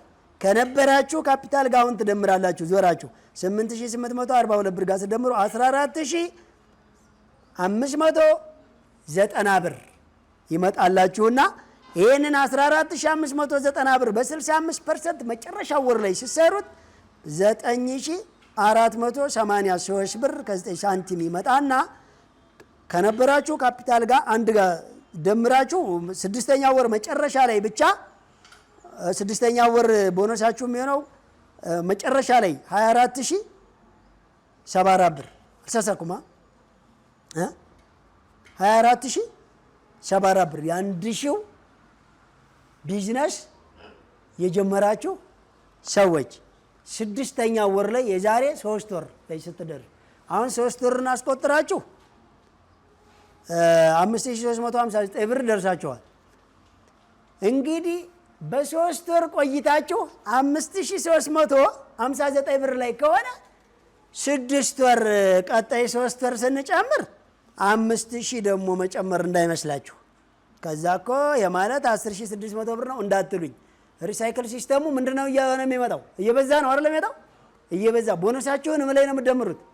ካፒታላችሁ ላይ። ካፒታላችሁን ደግሞ ወደ ምንድን ነው የምታደርጉት? ወደ ቦነስ ብዜት።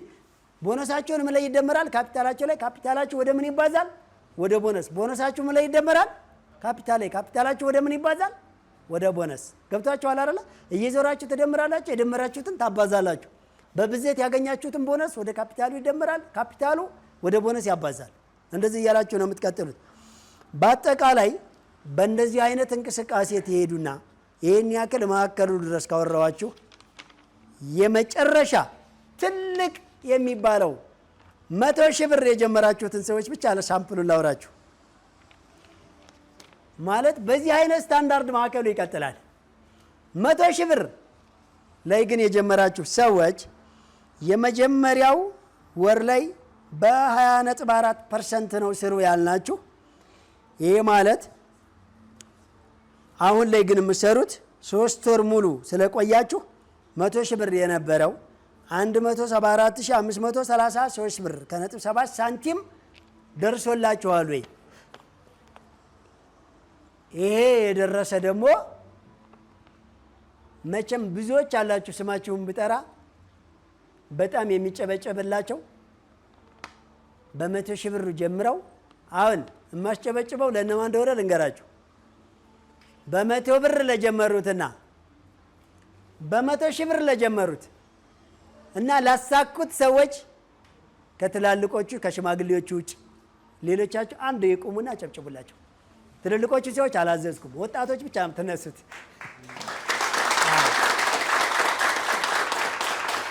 የላችሁ ባላችሁበት ሆናችሁ 100 ብርን ሳይንቁ በ100 ብር ቢዝነስ ጀምረው በ3 ወር 800 ብር ስላደረሱ ነው። በ2 ዓመት 4 ሚሊዮን ስለሚያደርሱ ነው።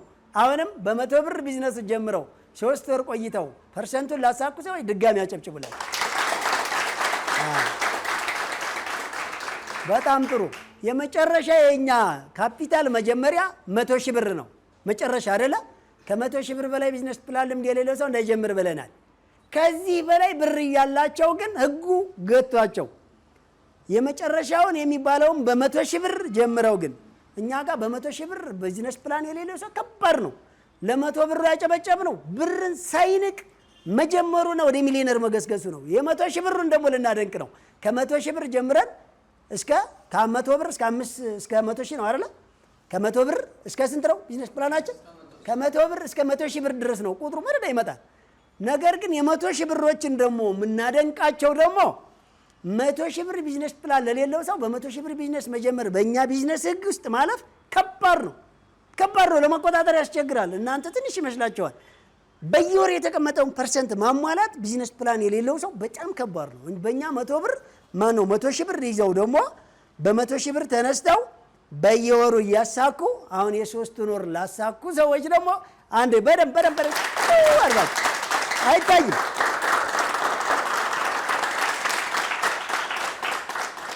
በጣም እናመሰግናለን። እግዚአብሔር ያክብርልን። አረፍ በሉ። መጨረሻም ላይ በሞዴል የምንሸልማቸው ቀድመው ከመጡት ሰዎች ውስጥ እነኚህን ሰዎች ነው።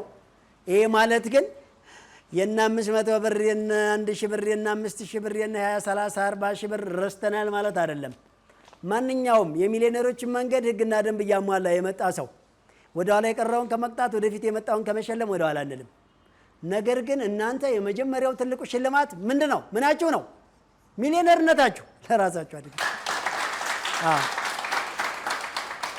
ሚሊዮነር መሆናችሁ ስንል ግን ሚሊዮን ብር ስለያዛችሁ አይደለም። ስለ 4 ሚሊዮን ወይም ስለ 20 ሚሊዮን ስለ 8 ሚሊዮን ስለ 80 ሚሊዮን ልናወራ ፈልገን አይደለም። ለመሆኑ ግን ድህነት እንደዚህ ዝንት ዓለም መተረቻና መቀለጃ ሲያደርገን ለዚህ ሁሉ ውርደትና ጭንቀትና ለዚህ ሁሉ ትርምስ ሲዳርገን በዚች በቀላል ነገር ድህነትን ማስወገድ ከቻልን ይሄን ነገር ማወቁ ገድል ነው፣ ጀብድ ነው አይደለም? አሁንም ይሄንን ማወቁ ለራሱ ከዚህ በኋላ ድህነት ከኛ ጋር እንዳይሳፈጥ ከዚህ በኋላ ድህነት በእኛ ላይ ሙድ እንዳይዝ ከዚህ በኋላ የአፍሪካ ፈርጥ ሆነን ንቅናቄውን ከምስራቅ አፍሪካ ጀምረን ሞላ አፍሪካ ላይ በነገራችን ላይ ኢትዮጵያ ነች ከቀኝ ግዛት ከወራሪም ነፃ በመሆን ሞዴል ነን አይደለ? ሞዴል ነን እኮ እንዴ! ጦርና ጋሻ ማንሳት የምናውቀው ታዲያ ሰው ላይ ብቻ ነው እንዴ? ነው እንዴ? ድህነት ላይ እንችላለን አንችልም? በደንብ እንችላለን። በደንብ በነገራችን ላይ ኢትዮጵያዊ ስትባል ኮራ ጀነን ሞቅ ሊል ይገባል። ለምን በሉኝ፣ መይምናን እኮ ያባረርን ከዓለም ጥገኛ ማንም የማያማን የራሳችን ፊደል እኮ ያለን ኢትዮጵያዊ ነን። አታውቁም እንዴ? ያልተማሩ ሰዎች የቀረጹት አረበኛ ብትል 20 ምናምን ሀገር ይጫረቱበታል። እንግሊዘኛ ብትል ወደ 100 ምናምን ሀገር ይጣሉበታል። ስፓኒሽ ብትል ፈረንሳይ ብትል የኛን የሚል በጣም ብዙ ቋንቋ አለና ብዙ ፊደል አለ። አማርኛ ግን አማርኛ ፊደል ኢትዮጵያ ውስጥ የተቀረጸ ለኢትዮጵያኖች የሚያገለግል አሁን 14 ሀገሮች ለዜጎቻቸው እያስተማሩት ያለ። ስለዚህ ይህ ማለት ኢትዮጵያውያን ማለት በአገር በቀል ባለሙያዎች የራሳቸውን ፊደል የቀረጹ በራሳቸው ጀግኖችና በራሳቸው ባህላዊ መሳሪያ ደግሞ ጥላት ወራሪን ከባህር ማዶ ያጸዱ። የምንገርም እኮ እንደ ጂኦግራፊ ስትሄዱ ዓለም ማዕከል ላይ አስባችሁታል።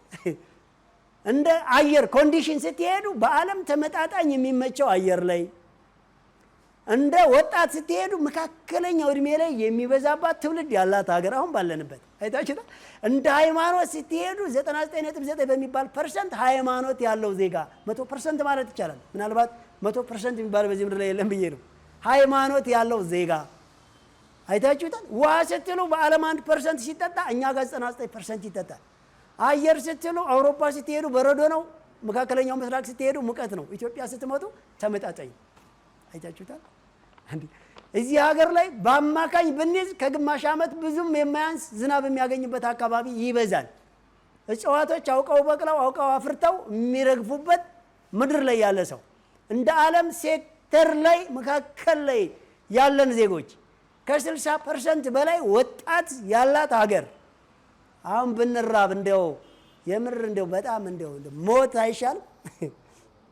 በአሁኑ ሰዓት ድነት፣ በአሁኑ ሰዓት አለማምረት ማለት፣ በአሁኑ ሰዓት ከውጭ ዕቃ ማስገባት ማለት፣ በአሁኑ ሰዓት ወደ ውጭ ሰው መሰደድ ማለት፣ በአሁኑ ሰዓት ጦርነት፣ ሽብር፣ ጥላቻ፣ ድህነት፣ መፈናቀል፣ ቸፈር ማየት የምር ከሞትም በላይ ሞተን ዝንብ የሰፈረብን ያክል ልንጸየፍ፣ ልንነቃ፣ ልንሮጥ፣ ልንሞቅ፣ ልንናበብ፣ ልንረዳዳ ይገባል። ዳር ነው ማውራቸው፣ ዳር እስከ ዳር። ስለዚህ የሚሊዮነሮች መንገድ ከዚህ በኋላ ድህነት ላይ ባነንበታል። ድህነት ላይ ስንባንን አመለካከታችን ላይ እየባነን ነው።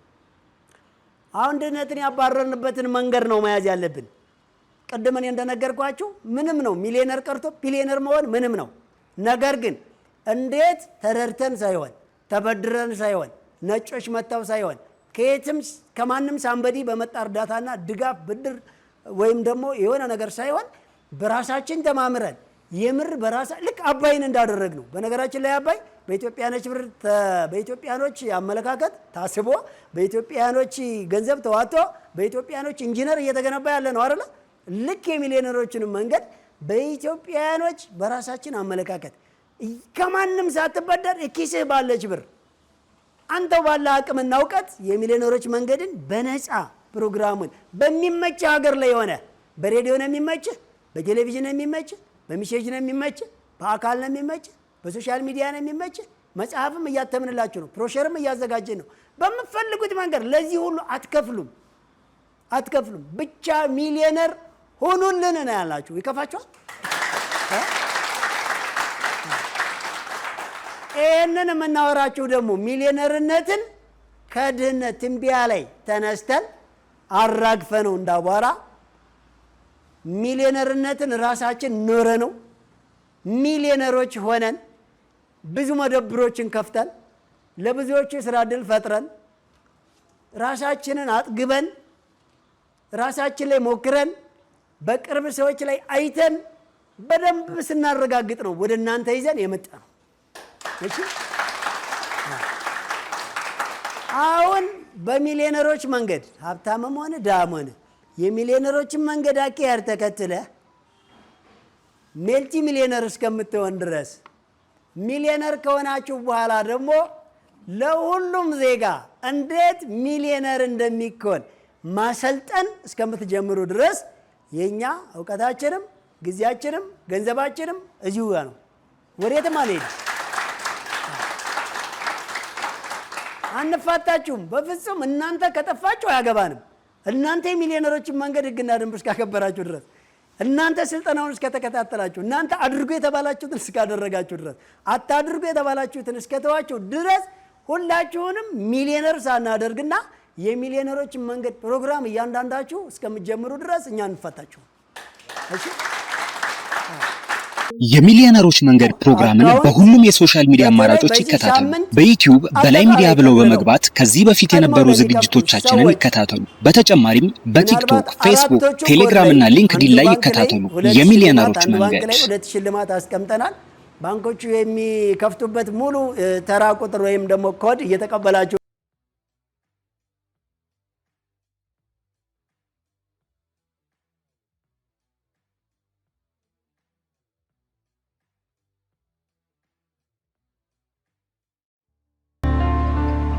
እውነተኛ የስኬት መሰረቶች የትናንት ጉህ ማንነቶች ናቸው። የጀመርነው በእርግጥም ራዕይ ስለነበረን ነው። ጥቂቷን በጥረታችን ልናገዝ ወስነን ስንነሳ፣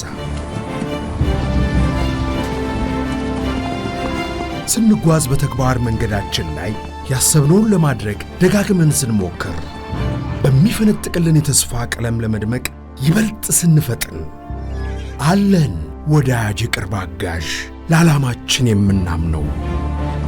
በደከምነው ልክ ሲሆን ሲሳካልን የሚደሰት፣ ከፍ ብለን ለሌሎች በውጤታችን እንድንተርፍ፣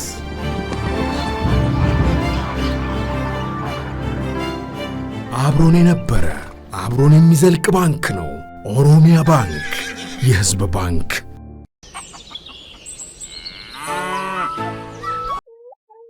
ገና በማለዳው የተስፋ ስንቅ ተሰንቆ ቤተሰብ በልጁ ሳቅ አምሮ ደምቆ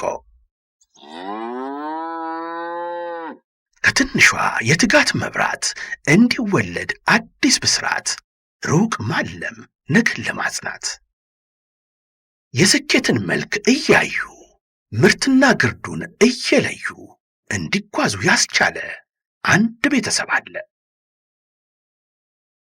ገጠርና ከተማውን ድልድይ ሆኖ ያቀናጀ የብዙዎችን ተስፋ ያለመለመ በእድገት ጎዳና የደረጀ ጸዳልና ጸደይ አንድነት ያበጀ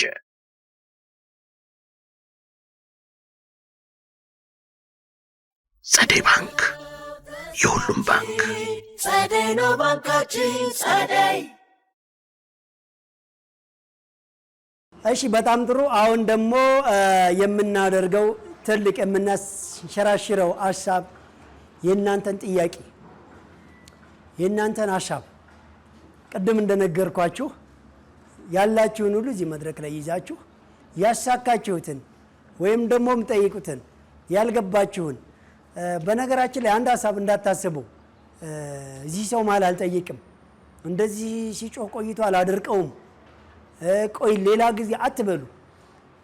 አጠቃላይ ጊዜም ገንዘብም እውቀታችን የመደብነው እናንተ አንድም ጥያቄ ውስጣችሁ እንዳያድር ስለሆነ ዛሬውኑ ወደ ስራ እንድገቡ ስለምንፈልግ፣ ስለዚህ የሁለተኛ ዙር ተመዝጋቢዎች የቀረን የምዝገባ ጊዜ 15 ቀን ብለናችኋል። ሳምንት ዕለት እየሰማችሁ ነው ሄዳችሁት። የአንድ ሳምንት ጊዜ ብቻ ነው የቀረን። የአንድ ሳምንት ጊዜ የምዝገባ ጊዜ ነው የቀረን። በዚህ ሳምንት ውስጥ ሰዎች ተመዝግባችሁ ጨርሱ። 8795ን ሴቭ አድርጉ። ኤምቲ ሁለት ፊደል ብቻ ነው የምትጠቀሙት። ከዛ ሚሴጅ አድርጉት፣ ወይም ደግሞ ኤምአር ትችላላችሁ። እሱ ነው ሁለት ፊደል ነው እንግሊዘኛ፣ ካፒታል የሚሆን ስሞል ችግር የለው። ኤምቲ ወይም ኤምአር ከሁለት አንዱ ብቻ ተጠቀሙ።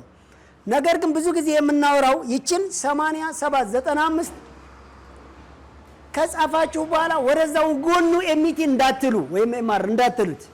እሱ ከሆነ ትክክለኛ ምዝገባ ከኮድ ውጭ ነው የሚያስወጣችሁ።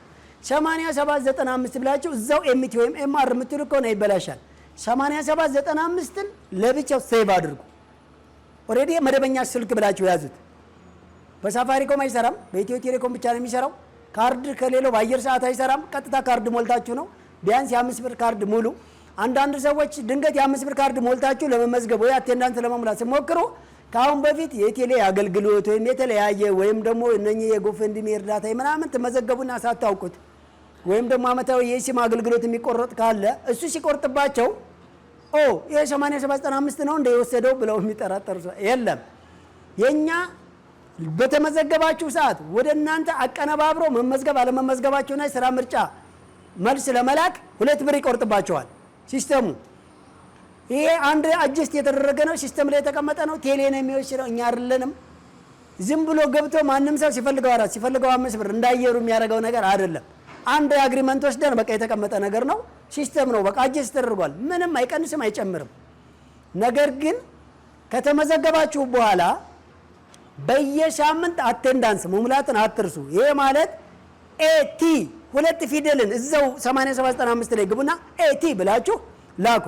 ኤአርም ትችላላችሁ። እዛው ሚሴጅ ቤት ውስጥ ግቡ እንጂ አቴንዳንስ ለመሙላትም እንደገና 8795 ከዛ ኤቲ እንዳትሉ። በቃ ከዛ አንድ ሴፍ ተደርጓል። ሚሴጅ ቤት ግቡ፣ መጻፍ ከዛ 10 ጊዜ መጻፍ አያስፈልገውም 8795። ነገር ግን በየሳምንት አቴንዳንስ ሙሉ። አቴንዳንስ የሚያስቸግራችሁ ሰዎች ስፔሻል ኬዝ ወይ በ0910 80 80 10 ላይ ማን ነው 19 ላይ 0910 ስልክ ነው የምነግራችሁ 0910 80 80 19 እዚህ ስልክ ቁጥር ላይ በሚሴጅ ይሄ ስልክ ለመመዝገብ ወይ አቴንዳንስ ለመሙላት እያስቸገረኝ ነውና ሲስተም ላይ ይበሉ። ሲቲንግ ላይ ተገብቶ የሚስተካከል ሊኖር ይችላል። በቴሌ በኩል የሚስተካከል ሊኖር ይችላል። ወይም ካላላካችሁ ሊሆን ይችላል። ከቀፏችሁም ሊሆን ይችላል። በ0910 ቤቱም ለመላክ ከተቸገራችሁ 8795 ላይ ለመመዝገብም አቴንዳንስ ለመሙላትም ከተቸገራችሁ ደግሞ አማራጭ ሁሉ ተጠቀሙ። ሶሻል ሚዲያችን ቴሌግራማችንም ላይ በላይ ሚዲያ ብላችሁ ገብታችሁ ምናልባት ኢንተርኔት አክሰስ የምታገኙ እዛም ላይ ቴሌግራሙም ላይ ይሄን ሐሳብ መጻፍ ትችላላችሁ። ጽፋችሁ ልካችሁ መልስ ያልተሰጣችሁ ካላችሁ አሁንም ደጋግማችሁ ጠይቁ። ይሄንን ሁሉ አማራጭ ለመጠቀም የተቸገራችሁ ሰዎች ሳምንት ቀጥታ ስልክ ደውላችሁ የምትጠይቁበት መደበኛ ስልክ እናስተላልፍላችኋለን። እስከዛ አስተካክለን እንጨርስና በዛ ስልክ እየደወላችሁ ጠይቃላችሁ። ነገር ግን እስከዛ ድረስ ምዝገባውም አቴንዳንሱም ከሚያልፋችሁ አጠቃላይ ለመመዝገብ በሲስተሙ ምንም አይነት በርቀት ለመመዝገብ የተቸገራችሁ ሰዎች ካላችሁ አሁን በምንጠራላችሁና ቅድም ባስተዋወቅናችሁ ባንክ ላይ ሄዳችሁ 8795 ተለጥፎ ታገኙታላችሁ። እዛው በአካል ሞክሩት። እሱም ቢካላችሁ አካውንታችሁን ክፈቱ። በኮዳችሁ እኛ እዚህ ምዝገባውን ራሳችን እናስተካክልላችኋለን። ግልጽ ነው። ለመመዝገብም የተቸገረ አቴንዳንስ ለመሙላትም የተቸገረ ቀጥታ በዚህ ሳምንት ላይ ከነገ ሰኞ ጀምሮ በሚደረገው የአካውንት ከፈታ ትልቅ ሩጫ ሄዶ ወደ ጸደይ ባንክ ወይም ኦሮሚያ ባንክ ሄዶ በዚህ 8795 ለመመዝገብ ወይም ኮድ ለመላክ ወይም ደግሞ አቴንዳንስ ለመሙላት ተቸገርኩ፣ አሁን በዚህ አካውንት ከፍቼ ሚሊዮነሮች መንገድ ላይ መሰልጠን ፈልግ ነበር በሉ። እዛው ይመዘግቡላችኋል። እዛው ሲስተሙን ቢካለ ስልካቸውንም ሁሉንም አድርገው በእነሱ ሲስተም ወደኛ ዳታ ይልኩላችኋል። አካውንታችሁን ብቻ ክፈቱ፣ እኛ መልሰን የተመዘገባችሁበትን ኮድም ሁሉንም ነገር እንልክላችኋለን። ለመመዝገብ የተቸገራችሁ የግድ 8795 እምቢ ካላችሁ በቃ የሚሊዮነሮች መንገድ መሰልጠን አልቻልኩም አልታደልኩም ማለት ነው ብላችሁ ዝም ብላችሁ እንዳትቀመጡ ማለት ነው።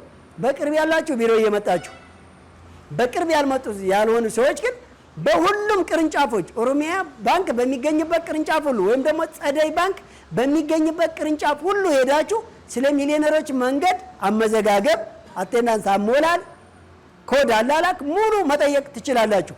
እዛው ምዝገባውን ያስተካክሉላችኋል። ወደኛ ኮዱን ይልኩታል።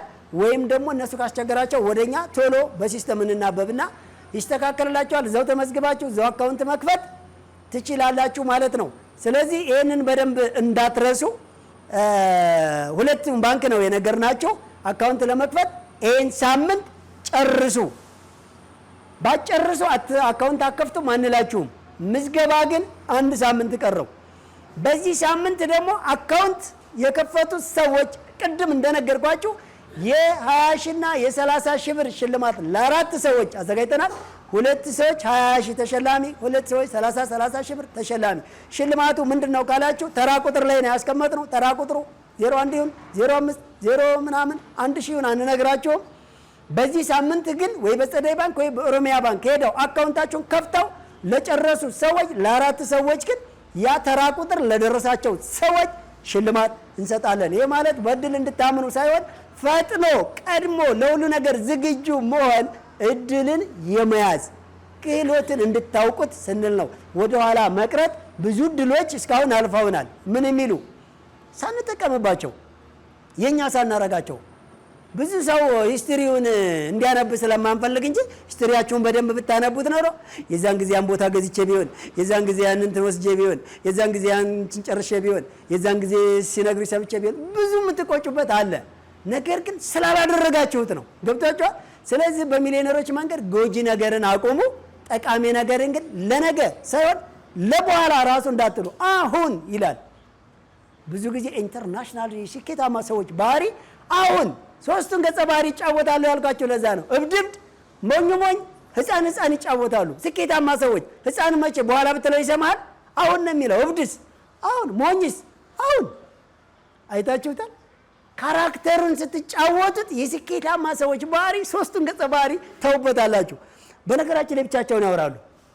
ለውሳኔ ምንም ነገር ሂሳብ መስራት ባላንስ ማድረግ አይፈልጉም። አሁን ነው የሚወስኑት ለጥሩ ነገር ማለት ነው። ስለዚህ ምን ብያቸዋለሁ? ግን ስኬታማ ሰዎች እብድብድ ሲጫወቱ ካያችሁ ፈጽሞ ጤናማ ናቸው። ሞኝ ሞኝ ሲጫወቱ ካያችሁ ፈጽሞ ብልህነት እያደረጉ ነው። ህፃን ሲጫወቱ ካያችሁ ፈጽሞ ትልቅነት ሙድ ውስጥ ናቸው። ገጸ ባህሪውን ሰሩት እንጂ ሪል የሚኖሩት በተቃራኒው ነው። ገብቷቸዋል? ስለዚህ ልክ እንደ ህፃኖቹ ታዛዥ እንሁን። ችግር የለም ታዛዥ መሆን። ለምን ግን ለመልካም ነገር። ያው እኛ አንድ ጊዜ ፈርዶብን ወደ ሚሊዮነርነት መንገድ ነው ሲባል እስኪ ቆይ ላጣራው፣ እስኪ ቆይ ሌሎቹን ልየው፣ እስኪ ቆይ ላስበበት የሚል ሰው ወደ አውሮፓና ወደ አረብ ሀገር መሰደጃ ተከፍቷል ሲባል ምን የሚለው አያስብም፣ ሂሳብ አይሰራም፣ ብር አይቸግረውም፣ እንደው ምንም ማጣራት እንኳን አይፈልግም። አረ ፕሊስ ይብቃን፣ በቃ እስኪ ይብቃን። ገብቷቸዋል? በቃ ወደ ያልሆነ ቦታ በጊዜ እንግባ ሲባል ሲከራከር የነበረ ሰው እስካር ቤት እንግባ ካለ በአንድ ቃል ይስማማል። አይታችሁት? በአንድ ቃል ይህን ሰው ጥቀመው ሲባል ቆይ እስኪ ውለታውን ልገምግም የሚል ሰው ይሄ ሰው በድሏል ከተባለ ወደ ሰው ሽጉጥ ይመዛል። ሰው ለኔጌቲቭ አንቸኩል ነው። ለፖዚቲቭ ለሚጠቅም ለስራ ለልማት ለሚያወጣ ነገር ግን አንድ ቃል ይብቃል። ለሽብር አይደለም ግር ማለት፣ ለስደት አይደለም ግር ማለት፣ ለሱስ አይደለም ግር፣ ተስፋ ለመቁረጥ አይደለም፣ ሻው ለማማት አይደለም ግር ማለት። አሁን ወዴት ይሁን እስኪ እናስተካክለው። እስኪ ባላችሁ እስኪ በእኛ እንጀምረው። እዚህ ባላችሁ በእኛ እንጀምረው። እስኪ ግር ማለት ወደ ስራ እናድርግ። ግር ማለት ወደ ጥሩ ነገር፣ ግር ማለት ወደ ሚሊዮነርነት፣ ግር ማለት ወደ ምሁርነት፣ ግር ማለት ወደ ኢንቨስተርነት። እስኪ እንቀስቅሰው። ይሄ ሁሉ ሰው ሚሊዮነር ሆነ ማለት ይሄ ሁሉ ይሄን ፕሮግራም የሚከታተል በሀገሬ ቲቪ፣ በኢትዮ ኤፍኤም፣ በበላይ መልቲ ሚዲያ ይሄ ሁሉ ሰው እየተከታተለ እመኑኝ፣ ከተማውም ገጠሩም አንድም ሰነፍ፣ አንድም ወልፋጣ፣ አንድም ተስፋ የቆረጠ፣ አንድም ጊዜና ገንዘቡን ዝም ብሎ የሚፈጭና የሚያባክን፣ አንድም የሚወዛገብ ሰው እንዳይኖር ማድረግ እንችላለን። ይሄ ሁሉ ሰው ሚሊዮነር ሆነ ማለት ሁሉም ይዘምታል፣ ቅስቀሳ ይገባል።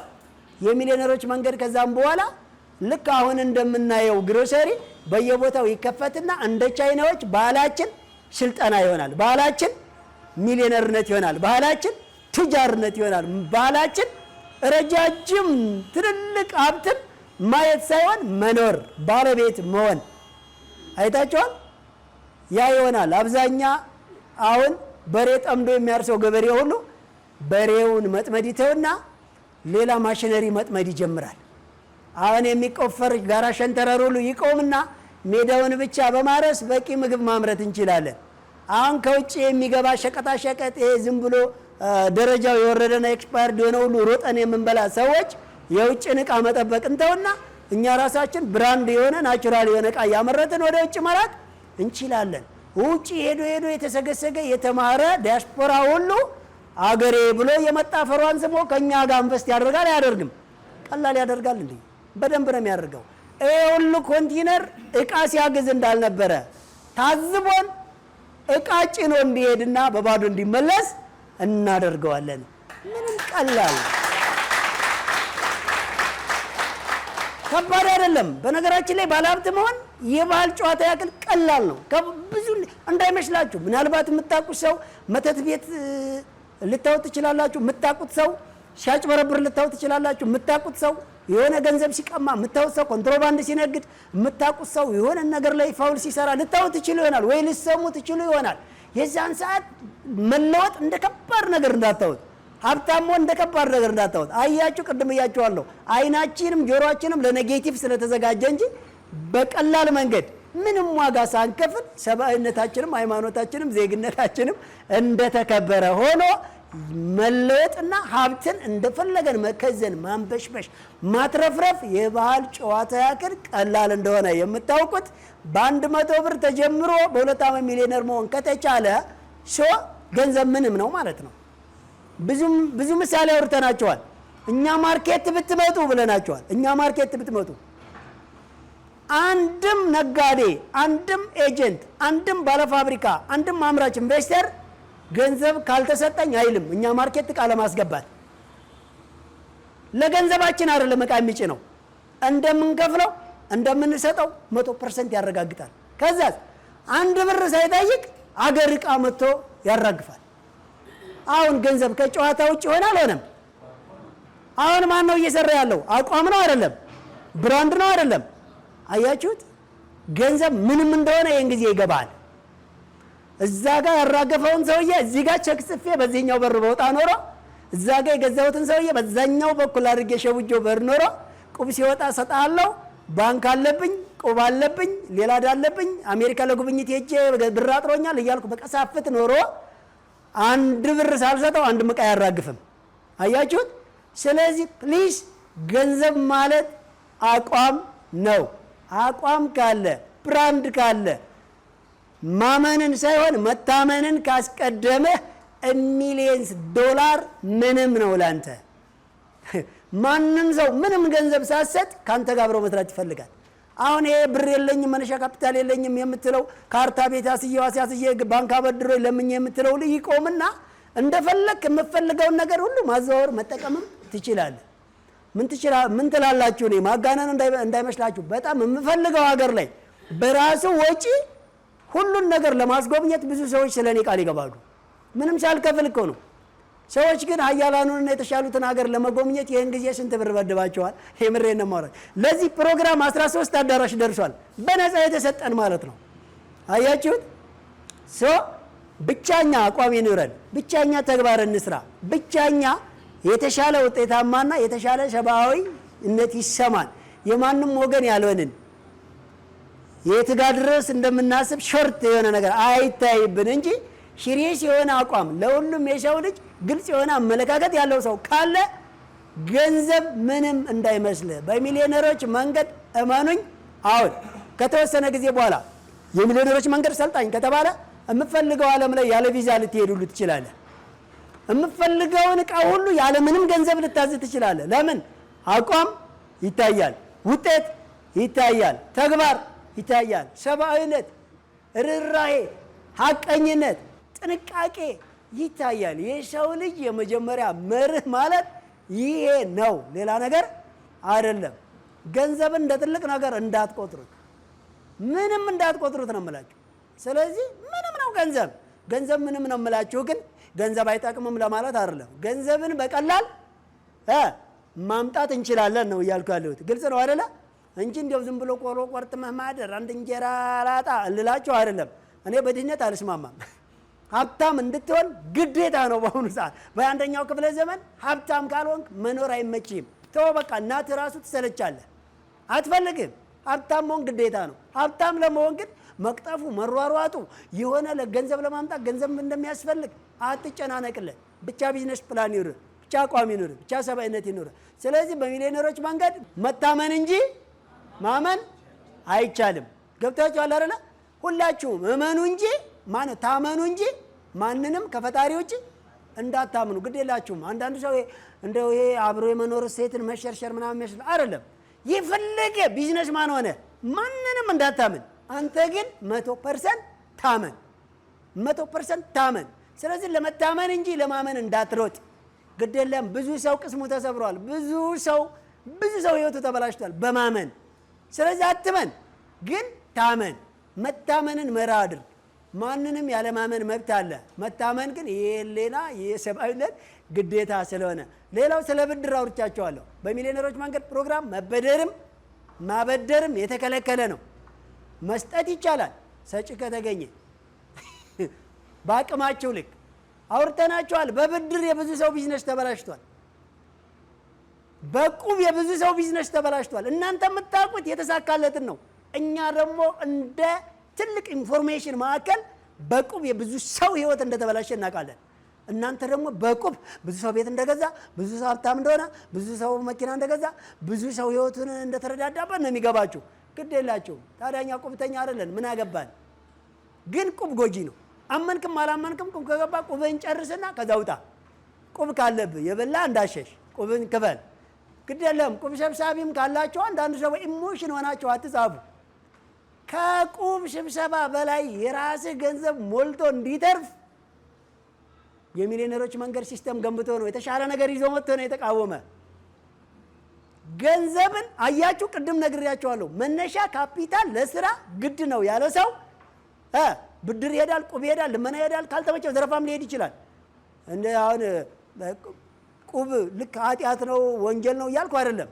መረዳጃ ዘዴ ነው፣ ችግር የለው እስከ ዛሬ።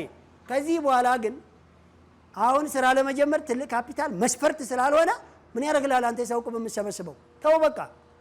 የመቶ ሰው ቁብ ሰበሰበ፣ መቶም ሰው መስራት ሲችል አንተን ቁጭ ብሎ ይመልከት ነውር አይደለም? ለምን እነሱ ባዶ ሱቅ አስራቅተው ለአንተ እያመጡ የሚጥሉት? አንተስ በአቅም ልክ ቢዝነስን ጀምረ። ቆይ ህንፃ ግን ከላይ ነው ከታች የሚጀመረው? መሬት ወርደ በትንሽ ገንዘብ ቢዝነስ ፕላን ይዘ ከዚህ ሁሉ ሺህ ሰው ጋር እየተባበረ አንተ ቱጃር መሆን እየቻልክ ምን ያደርግልሃል? የሰው ገንዘብ ሰብስበ ያለ ቢዝነስ ፕላን ያለ ሙያ ያለ አቅምህ የምታጋፍረው ምን ይሰራልሃል? ይሄ በቃ ባላንስ ያበላሻል። እንኳን የቁብ ብር የራስህ ሚሊዮን ብር ካለ በሚሊዮነሮች መንገድ በብዙ ብር እንዳትጀምር። በመቶ ሺህ ብር ብቻ ከበዛ ጀምር። እመነኝ በሁለት ዓመት ሚሊዮነር ነህ። ከዛ በኋላ ደግሞ የሚሊዮነሮች መንገድ ስልጠና ይቀጥላል ማለት ነው። እንደዛ አይነት ነገር ነው ልንንቀሳቀስ የሚገባው። ስለዚህ በነፍስ ወከፍ ነው መስራት ያለብን። በቡድን እንናበባለን፣ በቡድን እንረዳዳለን። በነፍስ ወከፍ ግን የየራሳችን ስራ ይኖረናል። ገና የቲም ወርክ ኤክስፒሪየንስ ልምዱ የለንም፣ ገና ነን። ተቧድናችሁ ለመስራት አትሩጡ፣ ግድ የላችሁ። ተቧድኖ መስራት ልንገራችሁ ጥቅምም ጉዳትም አለው። ልምድ ለሌላቸው ምን ያመጣል? ጉዳት። ልምድ ላላቸው ጥቅም። ስለዚህ እኛ ልምድ ስለሌለን መጀመሪያ በምን እንስራ? በተናጠል እየሰራን በቡድን ግን እንረዳዳ። አያችሁ፣ በቡድን ሙያ እንለዋወጥ፣ በቡድን ቼክ እንጻጻፍ፣ በቡድን እቃ እንሻሻጥ፣ በቡድን አገልግሎት እንጠቃቀም። በየተናጠል ግን የየራሳችን ቢዝነስ ፕላንና ዓላማና ድሪም ይኑረን። በቡድን የሚሰሩ ዜጎች ትልቅ ልምድ ያስፈልጋቸዋል። ይህንን መድረክ የሚያክል አለት አንሱ ብንባል ምናልባት 100 ሰዎች ልናነሳው እንችላለን። 50ዎቹ ከለቀቅነው ግን 50ዎቹ እንተርፋለን? በህይወት አንገኝም። ካነሳን አይቀር መጣል አይቻልም። ስለዚህ እኛ ጋውን አንዱ ቡድን ጥሎ አንዱ ቡድን የመሸከም ዓላማ ይታያል። በዛ እየጠፋን ስለሆነ መጀመሪያ ምን እናድርግ? በነፍስ ወከፍ ስራ እንጀምር፣ እጃችን ላይ ባለ ስራ።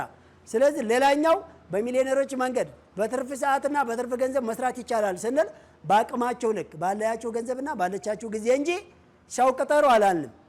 ግልጽ ነው አይደለ?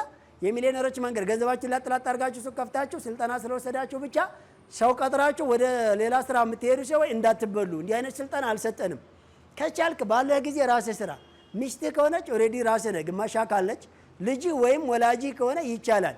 ሰራተኛ ቀጥሮ የሚሰራው በሚሊዮነሮች መንገድ በኋላ ወደ ኢንቨስተርነት ከገባ ብቻ ነው። እኛ ምሳሌ ሰራተኛ ቀጥረን እያሰራን ነው ኦልሬዲ። ግን መጀመሪያ እኛ ሰርተ ነው ገንብተ ነው ልክ ራሱን ከቻለ በኋላ ነው። አንዳንድ ሰዎች የሆነ ቤት ይከራዩና እነሱ የመንግስትም የግል ቅጥረኛም ሊሆኑ ይችላሉ። የድርጅት ተቀጣሪ ምን ያደርጋሉ? የሆነ አገልግሎት ይከፍቱና አንድ ሰራተኛ ይቀጥሩና እነሱ ወደ ስራ ይሄዳሉ። ይሄ ከሆነ ይበላሻል። በትርፍ ሰዓታችሁ እናንተ የምከፍቱት ቢዝነስ ብቻ ይሁን። ከዛስ እጃችሁ ላይ ባለች ገንዘብ ብቻ። አንዳንድ ሰው ደግሞ ከአረብ ሀገር ያስልካል፣ ከአውሮፓ ያስልካል፣ ይበደራል፣ ነገ እመጣልሃለሁ ብሎ። እንደዚህም አልፈቀድንም እኛ።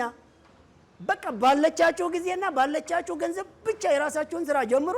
እያደገች ትሄዳለች። እያደገ በሄደ ቁጥር ታስፋፉታላችሁ እንጂ ማስፋፋትን እንጂ የሆነ ኢንቨስተራ ነው እንሮጠን። አሁን የተቸገረው ለምን ታውቃላችሁ? በተለይ ለ20 ምናምን ዓመት ኢትዮጵያ ውስጥ የተደረገው በአነስተኛና ጥቃቅን ኢንተርፕራይዝ ወጣቶች ይደራጁና ስልጠና ይሰጣሉ። ከማይክሮ ፋይናንስ ብድር ይዘጋጃል። ከሊዝ ነፃ ቦታ ይሰጣል። አርከበ ሱቅ ምናምን ይሰጠዋል። ከዛም በኋላ ያን የተበደረውን ብር ሌላ ሰራተኛ ይፈልግና ይቀጥራል። እሱ ጫቱን ተቅሎ ዳር ቁጭ ይላል። ስራ ተፈጠረላቸው እነኚህ ወጣቶች? ምንድነው ስራ የተፈጠረላቸው? ሂድ ሲጫኝና አውራጅ የተደራጀ ሲያወርድ ያለ ሰው ቀጥሮ ነው የሚያስወርደው። ታዲያ ለስራ ነው የተደራጀው? ለኢንቨስተርነት። ይሄ እኮ ኢንቨስትመንት ስራ ነው። ኢንቨስትመንት ኢንቨስተሮች ነው። ለኢንቨስተርነት የ5 ዓመት ልምድ ይጠይቃል በገንዘብህ እንጂ ደግሞ በሆነ ሳምበሪ ገንዘብ አይደለም ኢንቨስተር የሚኮነው። አያችሁ እንዴት እንደተበላሸብን። መኪና ማጠቢያ ላይ ትደራጃለህ፣ ቦታ ነፃ ተሰጠ፣ ብር ተበደርክ፣ ከዛ ጣቢ ትቀጥርና አንተ ዳር ቁጭ ማለት እግርን አጣምረ ጫትና ሲጋሬት። ስራ እድል ተፈጠረልህ ወይስ ኢንቨስተር ሁን እያሉ እያለማመዱ ነው? ኢንቨስተርነት የማታውቀውን ኢንቨስተር ሁን አሉ፣ ትከስራለህ። መጨረሻ ላይ ብድሩን መክፈል አቅቶ ትጠፋለህ። ጨዋታው ይሄ ነው የሚሆነው። ስለዚህ መሆን ያለበት ስራ ፈጠራ ማለት ባለ ገንዘብና ባለ ጊዜ ወደ ስራ መግባት ነው። ሙያውንና እቅዱን ቢዝነስ ፕላኑን ታርጌቱን ማሳየት ነው። ጊዜና ኢኮኖሚህን እንዴት እንደምትጠቀም ሼፕ ማድረግ ነው። ከዛስ በየወሩ የት እንደደረሰ መከታተል ነው። በከፈትክበት አካውንት ያንን ነው የምታስተምሯቸው። አባቴ አሁን እንደውም በከፍተኛ ትምህርት ተቋማት ላይ ቢዝነስ የሚሊዮነሮች መንገድ ሀሳብ በደንብ እንዲደርስ እናደርጋለን። ለምን በሉኝ፣ ሁሉም ተማሪዎች ከሃይ ስኩል ወይም ከዩኒቨርሲቲ ሲወጡ ከስራ ፈላጊነት ራሳቸውን አድነው ወደ ምን እንዲገቡ? ወደ ራሳቸው ስራ። ከዛስ በቃ ተመረቀ ሲበቃ ራስን ድርጅት እንድታስተዳድር። ይሄ ካልሆነ ግን ነገሩ ከባድ ነው። 5% ዜጋ ሰርቶ 95% ተመግቦ አይሆንም አባቴ። ለዚህ ነው አገሪቱም ሁልጊዜ በ50% ብድር አገሪቱን በጀት እየበጀተች አለች። በብድር ገና እኮ እድሜ ልክ የምንከፍለው ዕዳ አለብን። ይሄን ታውቃላችሁ፣ መነገር ያስፈልገው። አረ ነውር ነው ጎበዝ። አንዳንድ ሀገሮች እድሜ ልክ የሚያዋጋ መሳሪያ አለን ሲሉ፣ አንዳንድ ሀገሮች እድሜ ልክ ነዳጅ አለን፣ አንዳንድ ሀገሮች ስዊስ ባንክ ይሄን ያክል ዶላር አለን ሲሉ፣ እኛ ደግሞ ይሄን ያክል ዕዳ አለብን። ያሳዝናል እኮ። እንዳልሰራን እዚህ ጋር ይገባቸዋል፣ እንደሞትን። ስለዚህ አሁን በሚሊዮነሮች መንገድ ባጭሩ ወደ ተግባር ነው የምንገባው። በዚህ ሳምንት ውስጥ በኦሮሚያ ባንክ፣ በጸደይ ባንክ፣ ሁሉም ቦታ ላይ ሁለቱም ባንኮች ኢንቨስትመንት ናቸው። ኦሮሚያ ባንክ በተለያየ በገጠራማ አካባቢ ላይ ኢንቨስትመንት ይታወቃል በጣም። ጸደይ ባንክም እንዲሁ የአማራ ብድርና ቁጠባ በመወል የተለያዩ ከተሞች፣ ትንንሽ ገጠራማ ሰፈሮች ሁሉ በመግባት የተለያየ አካባቢ በመቆጠብ በማስቆጠብ በጣም በመደራጀትና የተለያዩ ሰፈር ላይ በመግባት ይታወቃል። ኦሮሚያ ባንክ እንዲሁ ኢንቨስትመንት ባንክ ነው። ሁለቱም ባንኮች ለጊዜው መርጠንላቸዋል። በሚመቻችሁ ባንክ ላይ በሁለቱም ባንክ እንዳከፍቱ ብለናል። ኦሮሚያ ባንክ የሚመቻችሁ ኦሮሚያ ባንክ ክፈቱ፣ ጸደይ ባንክ የሚመቻችሁ ጸደይ ባንክ ክፈቱ። ለመክፈት ስትሄዱ መጨረሻው ድምጽ ነው አዳምጡ። ለመክፈት ስትሄዱ 2 ጉርድ ፎቶ ፓስፖርት ሳይዝ፣ ስልካችሁ ባትሪ ያልዘጋ ስልክ፣ ከዛ አካውንት ለመክፈት እናንተ የመጠናችሁትን ገንዘብ፣ ከዛ ውጪ አዲስ አበባ ውስጥ ከሆነ ናሽናል አይዲ፣ ሌላ ቦታ ላይ ከሆነ ማንኛውም የመታወቂያ አይነት ይሆናችኋል ማለት ነው። ከከፈታችሁ በኋላ ሞባይል ባንኪንግ ማስከፈትንና የተራ ቁጥር አይዲ መቀበልን እንዳትረሱ። ያ አይዲ በዚህ ሳምንት ውስጥ አካውንት ያስከፈቱ ሰዎች ሽልማት ስላላቸው ምናልባት ሽልማት እጣው ሊደርሳችሁ ስለሚችል አይዲውን እየተቀበላችሁ የ20 ሺህ 2 ጊዜ 30 ሺህ 2 ጊዜ ሽልማት በአጠቃላይ የ100 ሺህ ብር ሽልማት በዚህ ሳምንት ውስጥ ለሚከፍቱ ሰዎች ስላዘጋጀን ማለት ነው። ሳምንት ግን እያንዳንዷ 8795 እምቢ ሲላችሁ ለመመዝገብ ኮል ሴንተር ልዩ መደወያ ስልክ እናስቀምጥላችኋለን። የሚሊዮነሮች መንገድ ፕሮግራምን በሁሉም የሶሻል ሚዲያ አማራጮች ይከታተሉ። በዩቲዩብ በላይ ሚዲያ ብለው በመግባት ከዚህ በፊት የነበሩ ዝግጅቶቻችንን ይከታተሉ። በተጨማሪም በቲክቶክ፣ ፌስቡክ፣ ቴሌግራም እና ሊንክዲን ላይ ይከታተሉ። የሚሊዮነሮች መንገድ 2 ሽልማት አስቀምጠናል። ባንኮቹ የሚከፍቱበት ሙሉ ተራ ቁጥር ወይም ደግሞ ኮድ እየተቀበላችሁ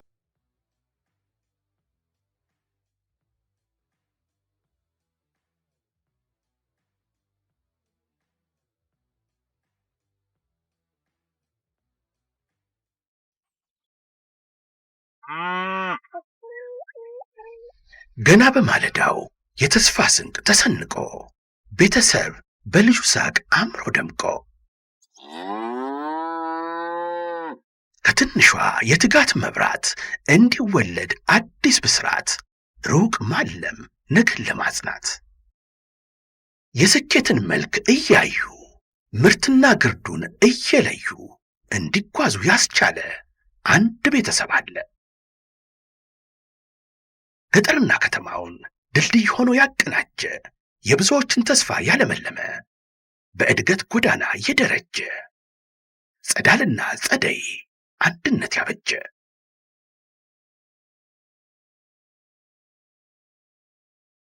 ጸደይ ባንክ የሁሉም ባንክ። ጸደይ ነው ባንካችን ጸደይ። እውነተኛ የስኬት መሠረቶች የትናንት ጉህ ማንነቶች ናቸው። የጀመርነው በእርግጥም ራዕይ ስለነበረን ነው። ጥቂቷን በጥረታችን ልናገዝ ወስነን ስንነሳ፣ ስንጓዝ በተግባር መንገዳችን ላይ ያሰብነውን ለማድረግ ደጋግመን ስንሞክር፣ በሚፈነጥቅልን የተስፋ ቀለም ለመድመቅ ይበልጥ ስንፈጥን፣ አለን ወዳጅ የቅርብ አጋዥ ለዓላማችን የምናምነው በደከምነው ልክ ሲሆን ሲሳካልን የሚደሰት ከፍ ብለን ለሌሎች በውጤታችን እንድንተርፍ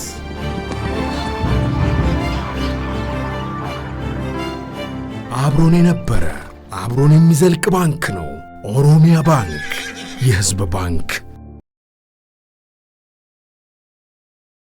ሄሎ ደርሻለሁኝ። መጣው። እሺ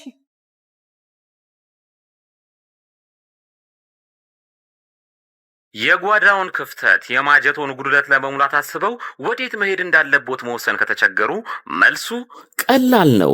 ወደ በላይ አትክልትና አስቤዛ ማዕከል ጎራ ይበሉ። ሁሉ በእጄ ሁሉ በደጄ እንዲሉ ፍሬሽ አትክልቶችና ፍራፍሬ፣ ደረቅ ቅመማ ቅመምና ጥራጥሬ፣ የንጽህና መጠበቂያ፣ በአጠቃላይ ከ500 በላይ አይነት ያላቸውን የእርሻና የፋብሪካ ምርቶች በተመጣጣኝ ዋጋ ከበቂ አቅርቦት ጋር እኛ ዘንድ ያገኛሉ። ጠዋት ከ12 ሰዓት ተኩል ጀምረው እስከ ምሽቱ 2 ሰዓት ተኩል ወደ ማዕከሎቻችን ቢመጡ ቅልጥፍናና ትህትና በተላበሱ ሰራተኞቻችን በቂ የሆነ መስተንግዶን ያገኛሉ። እናት ኧረ እናት፣ አቤት ጠራኸኝ? ወዴት እንደምንሄድ እኮ አልነገርሽኝም። ወደ በላይ አትክልትና አስቤዛ። አድራሻችን ቁጥር 1 ካራ መድኃኔዓለም ቤተክርስቲያን 60 ሜትር ገባ ብሎ፣ ቁጥር 2 በእድሳት ላይ ሲሆን፣ ቁጥር 3 ኮተቤ ገብርኤል ቤተክርስቲያን በአዲሱ አስፋልት 80 ሜትር ገባ ብሎ፣ ቁጥር 4 ወሰን ጤና ጣቢያ ከዋናው አስፋልት 30 ሜትር ገባ ብሎ፣ ቁጥር 5 ፊጋ መብራቱ ጋር የመገናኛ ታክሲ መጫኛ ፊት ለፊት በተንጣለለው የንግድ ማዕከላችን ከመጡ የፈለጉትን አይነት በአንድ ቦታ ያገኛሉ። በነገራችን ላይ ፒያዝ ዴሊቨሪ አፕሊኬሽንን ከፕሌይ ስቶር በማውረድ የፈለጉትን አስቤዛ ማዘዝ ይችላሉ። በላይ አትክልትና አስቤዛ፣ የጓዳው ቤዛ።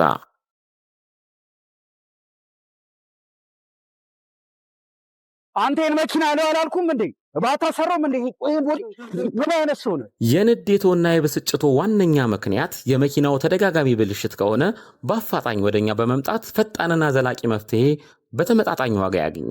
ማሜ ጋራዥ የምንሰጣቸው አገልግሎቶች ጠቅላላ መካኒካል ስራ፣ የሞተር ችግርን በኮምፒውተር አይቶ ባለበት አሊያም አውርዶ እድሳት መስጠት፣ በግጭት ምክንያት የተጨማደደ ወይም ጨው የበላውን ቦዲ በድንቅ ጥበብ ወደ ቦታው መመለስ፣ የኤሌክትሪካል ስራ፣ የእግር እንዲሁም አጠቃላይ የሰርቪስ አገልግሎትን እንሰጣለን። መኪና ማስፈተሽ ለምትፈልጉ በኮምፒውተር የታገዘ ፍተሻ በማድረግ ችግሩንም ሆነ መፍትሄውን እንካችሁ እንላለን። ማሜ ጋራዥ ብቅ ካሉ አንድ ለየት ያለ ስራንም ያገኛሉ። ይህም መኪናው ማኑዋል ማርሽ ከሆነ ወደ አውቶማቲክ ማርሽ ማስቀየር የሚችሉ ሲሆን በተጨማሪም እግራቸው ላይ ጉዳት የደረሰባቸው ወገኖቻችን የነዳጅና የፍሬን አገልግሎት በእጁ መጠቀም የሚችሉበትን ሁኔታ ሞዲፋይ በመስራት ምቹ እናደርግሎታለን። የመለዋወጫ ጉዳይ በቂ ስላለን እንዳያሳስቡ። እርሶ ብቻ መኪናውን ይዘው ይምጡ፣ እኛ ለመፍትሄውና ለምቾቱ እንጨነቃለን። አድራሻችን ወሰን ኤልዳድ ህንፃ ጀርባ 100 ሜትር ገባ ብሎ፣ ስልክ 0911 88 1980 አሊያም 0919 8876 23። ማሜ ጋራዥ የመኪናው ዶክተር። ኦኬ፣ አሁን እስኪ አሳክቻለሁ ለሌሎች ሰዎች ማስተላለፍ አለብኝ የሚሉ ሳምንት ያላስተላለፉ ሰዎች ሽማ ልበል። ተመስገን በደንብ ዳር ድረስ እንዲሰማ የምታስተላልፈውን ሀሳብ ለነሱ። እሺ፣ ያው አሁን የወጣሁትኝ የደረስኩበትን ሁኔታ ለማሳወቅ ነው። ባለፈው መጥቼ የግል ጸጉር ቤት ውስጥ ተቀጥሬ እንደምሰራ፣ ሸቀጣሸቀጥ ሱቅ እንደምሰራ ምናምን ነገራችሁ ነበር። አሁን ደግሞ በ100,000 ብር ካፒታል ነው የተነሳሁትኝ። መድረስ ያለብኝ 174,530 3 ብር አካባቢ ይመስለኛል እና በዚህ ጊዜ ውስጥ ከዚህ ስልጠና ካገኘኋቸው ነገሮች አንዱ ከዕዳ ነፃ ሆኖ መስራትን ነውና ከዚህ በፊት በአንድም በሌላም ወደ ካሳዎች ከቅርብ ወዳጆቼ ወደ አካውንቴ የገቡ 35000 አካባቢ ነበሩብኝ። ያንን ሁሉ ከፍዬ አሁን 173000 አካባቢ በራሴ እየተንቀሳቀስኩ ነው ማለት ነው። ያንሳል ያሳካሰው ያንሳል።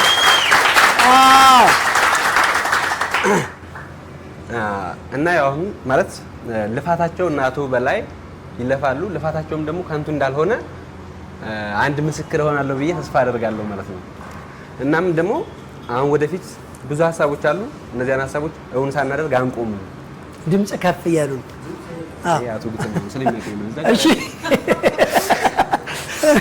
እና ጨርሻለሁ። ከዚህ በላይ የምችለው ነገር አይኖርም። ያው በሰፊው ሌላ ጊዜ ተዘጋጅተን እዚህ መድረክ ላይ እንወጣለን ማለት ነው። የራስ ተቀጥረህ የምትሰራበትን በቀስቀስ ለቀህ ወደ ራስ መጣል።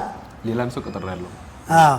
ሌላም ሰው አብሮ የሚሰራ ፋሚሊ አስጠግቶ አብሮ እየሰራ ነው ያለው። ማን ቤተሰብ ነው ወይስ ሌላ የሩቅ አካል? ቤተሰብ ታማኝ የስራ ባልደረባ ነው። ያው ታማኝ የስራ ባልደረባም አካተህ አብረህ እየሰራው ነው ያለው።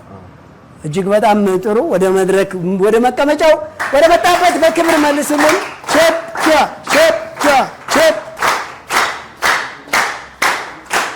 ይህ ተግባር ይህ እንቅስቃሴ አማኖኝ ሚሊዮነሮች መንገድ ላይ ተገናኝተን ለምን ያክል ሰዎች እንደሚተርፍ ምን እንደሚያደርጉ ማለት ነው። በጣም ጥሩ አመሰግናለሁ። አካውንት እንድንከፍት 2 ባንክ ተነግሮናል፣ ኦሮሚያ ባንክና ጸደይ ባንክ። ስለዚህ አካውንት ስንከፍት ስንሄድ አንደኛው የመጀመሪያው ጥያቄ አካውንት እንከፍት ስንሄድ ካሁን በፊት ለምሳሌ ኦሮሚያ ባንክ እንል ከፍት ይችላል። ኦሮሚያ ባንክ ላይ አካውንት ቢኖረኝ ሁለተኛ አካውንት መክፈት ይችላል ወይ ነው። ሁለተኛው ጥያቄ ደግሞ ሲሄደው ምን ብዬ ነው የምከፍተው? የሚሊዮኖች መንገድ ነኝ የሚሊዮኖች መንገድ ነኝ ብዬ ነው መጠየቅ ያለብኝ? ምን ብዬ ነው መጠየቅ ያለብኝ? አካውንት ልከፍት መጀመሪያ ላይ ከመክፈቴ በፊት ምን ብዬ ነው የባንክ ሰራተኞችን ማናገር ያለብኝ የሚል ነው። አመሰግናለሁ። በጣም ጥሩ ጥያቄ ያስጨበጭባል። የሚያስጨበጭብ ጥያቄ ነው። በጣም ትክክል ነው። ለምሳሌ ጸደይ ባንክና ኦሮሚያ ባንክ ክፈቱ ተብለናል። ከሁለት አንዱን ባንክ ኦሮሚያ ባንክ ነው የምከፍተው አልከው አይደል? ለምሳሌ ጥሩ። ስለዚህ ጸደይ ባንክ ምን የምከፍተው ይበል፣ ኦሮሚያ ባንክ ምን የምከፍተው ይበል። ሲሄድ ማናግረው ምን ብዬ ነው አይነት ነገር ነው። ልክ ነው የጠየቀው። እንደሄደ የሚለው የሚሊዮነሮች መንገድ ብቻ ነው የምትሉት። ግልጽ ነው። በሞላው ኢትዮጵያ ውስጥ ባሉ ቅርንጫፎች በሁለቱ ባንኮች ተሰራጭቷል። የኛን 8795 የሚሊዮነሮች መንገድ ፖስተር የኔ ፎቶ ሁሉ ተለጥፏል። እሺ ታገኙታላችሁ። ስለዚህ የምታደርጉት እዛ ሄዳችሁ የሚሊዮነሮች መንገድ የተሰኘ ፕሮዳክት ለብቻው ተከፍቷል። አዲስ ፕሮዳክት ማለት ነው። ከወለድ ነፃ ነው እንድታውቁት። ወለድ እዛ ውስጥ ብር እንድታስቀምጡ ወለድ እንዲሰጣችሁ እዛ እንድትቆጥቡ አልመከርንም። ገብቷችኋል አይደለ? ወይም ከወለድ ነፃ ስላችሁ የሸሪ አካውንትም አይደለም። ይሄ ራሱን የቻለ ለብቻው ነው። የሚሊዮነሮች መንገድ የሚል ፕሮዳክት ነው ለብቻው። ልክ እንደ ዶላር አካውንት በተለየ ሁኔታና ቅልጥፍና ነው የምትስተናገዱት። የሚሊዮነሮች መንገድ አካውንት ነው የምከፍተው። ይሰማል አይደለ? ያን ብቻ ነው ማለት የሚጠበቅባችሁ። ከዛ ሌላው እስካሁን ያላችሁ ሴቪንግም ይሁን ከረንት አካውንት አይገናኝም። ግልጽ ነው አይደለ? ደንበኛ ብትሆኑም ባትሆኑም እስካሁን ከዛ ጋር አይገናኝም። ይሄ አዲስ ራሱን የቻለ ፕሮዳክት ነው። የቢዝነስ ፕላን አዲስ እቅድ ያለ አዲስ ለብቻው የሚሊዮነሮች መንገድ ተብሎ ለራሱ የተፈበረከ ክሬት የተደረገ ልዩ አካውንት ነው ይሄ ማለት ነው። የምትስተናገዱትም በልዩ ሁኔታ ነው። ባንክ የምትሄዱትም በነገራችን ላይ እንደሌላው ልክ ባንክ ሄዳችሁ እንድጠብቁም አይፈቀድም እንጂ ባንክ ሄዳችሁ እስቲል ወረፋ የሚባል አጠብቁም ሲጀመር ማለት ነው። ብቻ እናንተ የተባላችሁትን አሟሉ እንጂ ባንክ ሄዳችሁ እንደ ዶላር አካውንት ነው ማለት። ዶላር አካውንት ቅድሚያ ተሰጥቶትም ቦነስም ምንም ተብሎ ነው አይደል? እንደው ታዲያ ቦነስ እንዳጠብቁ። ነገር ግን የሚሊዮነሮች መንገድ አካውንት ካላችሁ በቂ ነው። የተመዘገባችሁም ያልተመዘገባችሁም ከቻላችሁ እየተመዘገባችሁ ካልቻላችሁ ደግሞ እዛ ለመመዝገብ ካስቸገራችሁ እዛው ሄዳችሁ 8795 ላይ ተመዝግባችሁ እዛው አካውንት መክፈትም ይቻላል። ወደዛው እኛ ኮር ላይ ይመጣና እኛ የምዝገባ ፕሮሰስ አድርገን እንልክላችኋለን። ለመመዝገብ የተቸገራችሁ ሰው ሚሴጁ እምቢ ያላችሁ በሁሉም ኦሮሚያና ጸደይ ባንክ ሄዳችሁ በቀላሉ እዛውም ደግሞ መመዝገብም እንደ አዲስም ይቻላል። በሲስተሙ ሚሴጁ እምቢ ካለ ማለት ነው። የግድ ያልተመዘገበ ሰው ከሚሊዮነሮች መንገድ እንዳይገለል እዛ ሄዶ መመዝገብ ይችላል። እዛ ሄዶ ከተመዘገበ በኋላ እነሱ ዳታ ሲልኩልን ስልካችሁን እኛ ምን እንደሆነ ለመመዝገብ ያስቸገራችሁ አስተካክለን ሚሴጁን ወደ እናንተ መላክ እንችላለን። ግልጽ ነው አይደል? እንደዛ ማድረግ እንችላለን። ከዛ በዘለለ ምንድን ነበር ኦሮሚያ ኢንተርናሽናል የነበረው ነው እንዳይምታታባችሁ ሁለት ስላለ ማለት ነው። ኦሮሚያ ባንክ እሺ፣ ኦሮሚያ ህብረት ስራ አላልንም። ኦሮሚያ ኢንተርናሽናል የነበረው ኦሮሚያ ብቻ የሚለው ፈረስ አርማ ምልክት ያለበት ስክሪኑ ላይ የምታዩት ነው። ስለዚህ በሱ ነው እንትን የምትሉት የምትከፍቱት ማለት ነው። ከዛ ውጪ ለማን ነበር ቀጣይ? እሺ ልጅ ስለተሰጠኝ አመሰግናለሁ። ያብስራ ማለት እባላለሁ። ይሄን የሚሊዮነሮች መንገድ የሚለውን ፕሮግራም ስላስተካከልክልን አመሰግናለሁ። እኔ ዛሬ ገና መምጣቴ ነው። የራሴ ቢዝነስ ኦን አድርጌያለሁ። ተቀጥሬም እሰራለሁ። አሁን 10,000 ብር ልበልና በ10,000 ብር ቢዝነሱ ኦን አድርጌያለሁ። ይሄኛውንም ቢዝነስ ከእንደገና ከሱ ጋር እኩል እንትን ብዬ ለማስኬድ ፈለኩኝ። እንዴት ነው ማስኬድ የምችለው? አሁን የቅጥርም አለ የራሴም ደግሞ ቢዝነስ ጧት ደግሞ መሰራት አለች። የራሴ ከቅጥሩ ጎን ለጎን መሰራት አንድ ላይ መሰራው አለኝ። ከሱ ጋር እንዴት ነው ይሄኛውን ቢዝነስ ኦን አድርጌ መስራት የምችለው? በጣም ጥሩ። ይሄ ቅጥር አሁን ከቅጥር ባለ ትርፍ ታይም ነው ልሰራ የምትችለው። ጧት ላይ ብቻ? ጧት ሊሆን ይችላል፣ ማታ ሊሆን ይችላል፣ ሌሊትም ሊሆን ይችላል። አንድ ከዛ በዘለለ የተዳር ጓደኛ ካለ እሷን ማሰራት ይቻላል። ልጅ ወይም ወላጅ ካለ በእናንተ ራዳር ውስጥ ይሄ ማለት በእናንተ ሲስተም፣ በእናንተ ፍቃድ፣ በእናንተ ትእዛዝ፣ በእናንተ መናበብ ውስጥ ያለ አካል ከሆነ እሱ የራሳቸው አካል ማለት ነው። በቅጥር ግን እንዳታሰራ። ከዚያ በዘለለ ግን ይሄን ጎን ለጎን የምታስኬደውን ቢዝነስ ኦፍ ኮርስ በደንብ ይቻላል። መጀመሪያ ሚሊዮነሮች መንገድ ሲስተም ውስጥ አስገብተዋል? ገና አልገባውም። አስገባው። ጥሩ አስገባ። ኢንፎርሜሽን ላክ ሲባል ስም፣ ዕድሜ፣ ጾታ፣ አድራሻ፣ የስራ መነሻ ካፒታልና የስራውን አይነት ትልካለህ። ለዛ ቢዝነስ ፕላን ይሰጣል። ምን ያክል ፐርሰንት ማትረፍ እንዳለብህ በየወሩ በየሳምንቱ ስልጠና ትወስዳለህ። በየወሩ ለኛ ታሳውቃለህ። አለቀ። እና ደግሞ አሁን ኦሮሚያ በአሁን ትራንዛክሽን ምናምን ተባለ። አሁን እንደዚህ ቢዝነስ ስንሰራ በተለያዩ አካውንቶች ሊገባልን ይችላል ብር። በተለያዩ አካውንቶች ብር ሊገባልን ይችላል። አሁን በንግድ ባንክ በቴሌ ብር ምናምን ሊገባ ይችላል። ግዴታ በኦሮሚያ ብቻ ሊገባ ይችላል። ሰው እንደሚጠቀመው ነው እንደ ደንበኞቻችን ማለት ነው። እና በዛ የገባውን ብር እንዴት ነው ወደዚህ ማምጣት የምንችለው? ኦኬ አንዴ ለዚህ ጥያቄ አጨብጭብልኝ። ጥሩ ያለው ያኛውን እየመለስኩለት ነው። ለምሳሌ በአንደኛው ባንክ በኦሮሚያ ልጠቀም ብል ከተለያየ ባንክ ሊሆን ይችላል ክፍያ የሚፈጸምለት፣ ወይም ደግሞ እንደ መጀመሪያ ቃል ሊገዛ ሲሄድ ሌላ ባንክ ሊያስገድዱትም ይችላሉ። ይህንን ሲስተም ሼፕ ለማድረግ ነው ምን ያደረግ ነው የአካውንቱ የባንኩ ደንበኞች እርስ በርስ እንዲገበያዩ የሚሊዮነሮች መንገድ ሰልጣኞች እርስ በርስ ግብይት እንዲፈጥሩ ያደረግነው ሁሉም በዛ አካውንት ያላቸው ሰዎች ደንበኛ እንዲሆኑ ነው።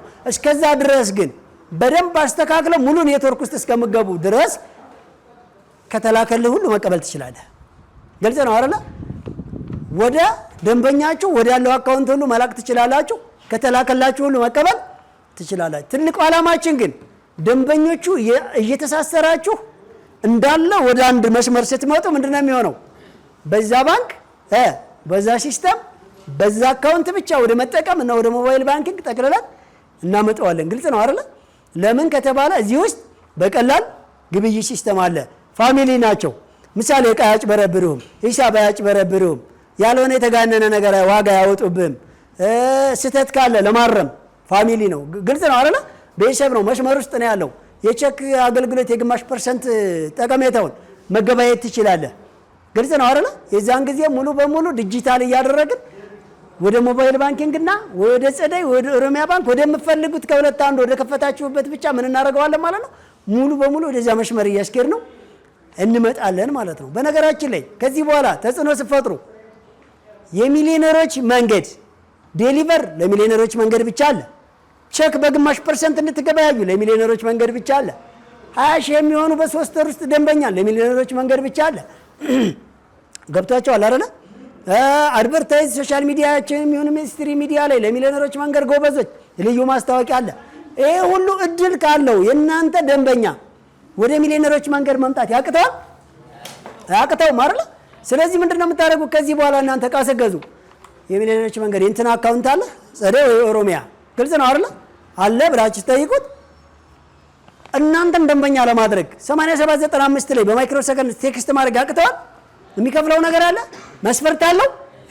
ጥቅም ነው ያለው። ምንም ሌላ ግዳጅ የለበትም እኮ ነፃ ነው። ስለዚህ ምን ያደርጋል ማለት ነው? እናንተ የምትፈልጉት ደንበኞቻችሁ በሙሉ ተጽዕኖ መፍጠር ትችላላችሁ።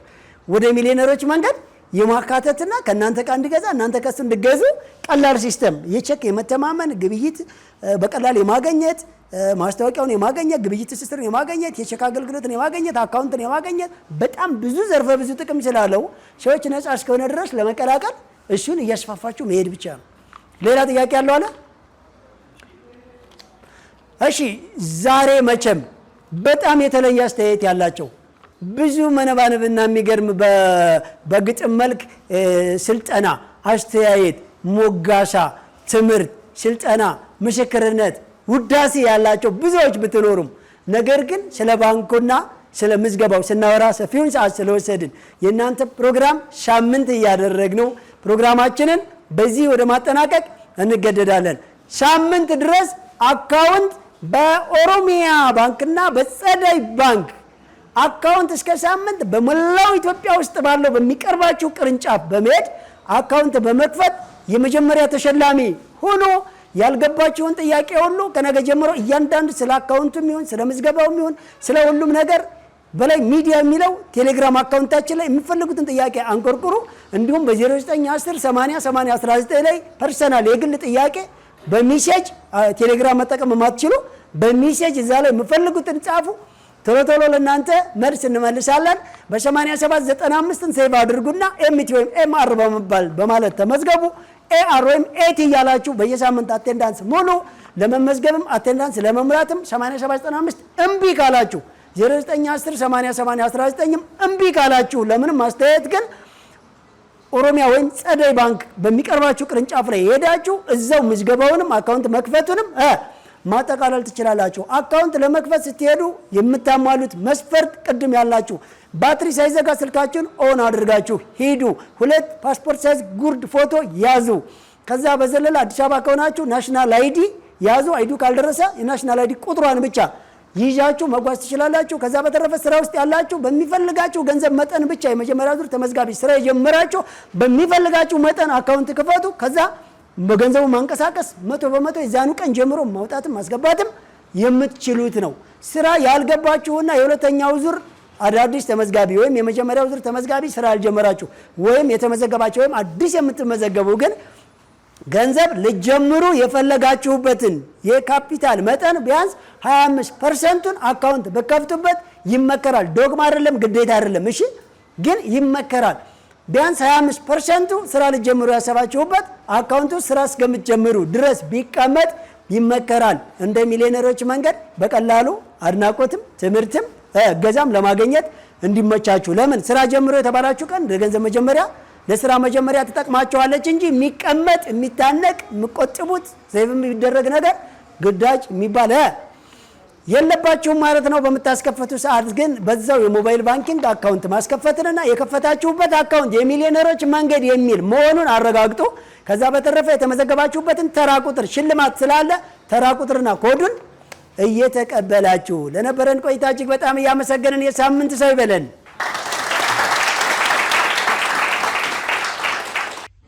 የትናንት ጉህ ማንነቶች ናቸው። የጀመርነው በእርግጥም ራዕይ ስለነበረን ነው። ጥቂቷን በጥረታችን ልናገዝፍ ወስነን ስንነሳ፣ ስንጓዝ በተግባር መንገዳችን ላይ ያሰብነውን ለማድረግ ደጋግመን ስንሞክር፣ በሚፈነጥቅልን የተስፋ ቀለም ለመድመቅ ይበልጥ ስንፈጥን፣ አለን ወዳጅ የቅርብ አጋዥ ለዓላማችን የምናምነው በደከምነው ልክ ሲሆን ሲሳካልን የሚደሰት ከፍ ብለን ለሌሎች በውጤታችን እንድንተርፍ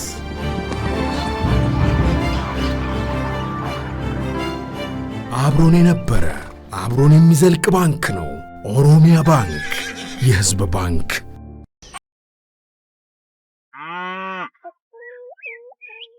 ገና በማለዳው የተስፋ ስንቅ ተሰንቆ ቤተሰብ በልጁ ሳቅ አምሮ ደምቆ ከትንሿ የትጋት መብራት እንዲወለድ አዲስ ብስራት ሩቅ ማለም ነገን ለማጽናት የስኬትን መልክ እያዩ ምርትና ግርዱን እየለዩ እንዲጓዙ ያስቻለ አንድ ቤተሰብ አለ። ገጠርና ከተማውን ድልድይ ሆኖ ያቀናጀ የብዙዎችን ተስፋ ያለመለመ በእድገት ጎዳና የደረጀ ጸዳልና ጸደይ አንድነት ያበጀ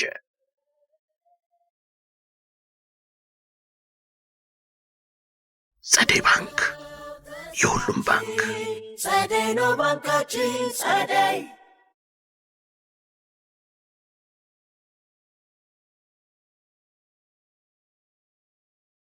ሄሎ ደርሻለሁኝ። መጣው። እሺ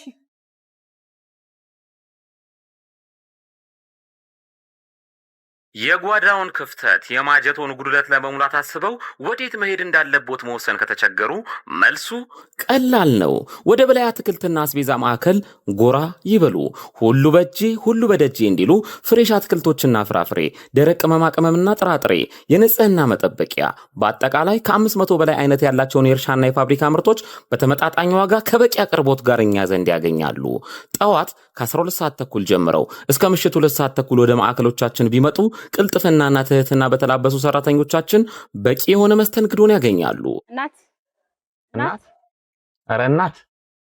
አቤት ጠራኸኝ? ወዴት እንደምንሄድ እኮ አልነገርሽኝም። ወደ በላይ አትክልትና አስቤዛ።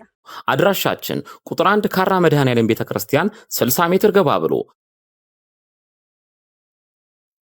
ቁጥር 2 በእድሳት ላይ ሲሆን፣ ቁጥር 3 ኮተቤ ገብርኤል ቤተክርስቲያን በአዲሱ አስፋልት 80 ሜትር ገባ ብሎ፣ ቁጥር 4 ወሰን ጤና ጣቢያ ከዋናው አስፋልት 30 ሜትር ገባ ብሎ፣ ቁጥር 5 ፊጋ መብራቱ ጋር የመገናኛ ታክሲ መጫኛ ፊት ለፊት በተንጣለለው የንግድ ማዕከላችን ከመጡ የፈለጉትን አይነት በአንድ ቦታ ያገኛሉ። በነገራችን ላይ ፒያዝ ዴሊቨሪ አፕሊኬሽንን ከፕሌይ ስቶር በማውረድ የፈለጉትን አስቤዛ ማዘዝ ይችላሉ። በላይ አትክልትና አስቤዛ የጓዳው ቤዛ።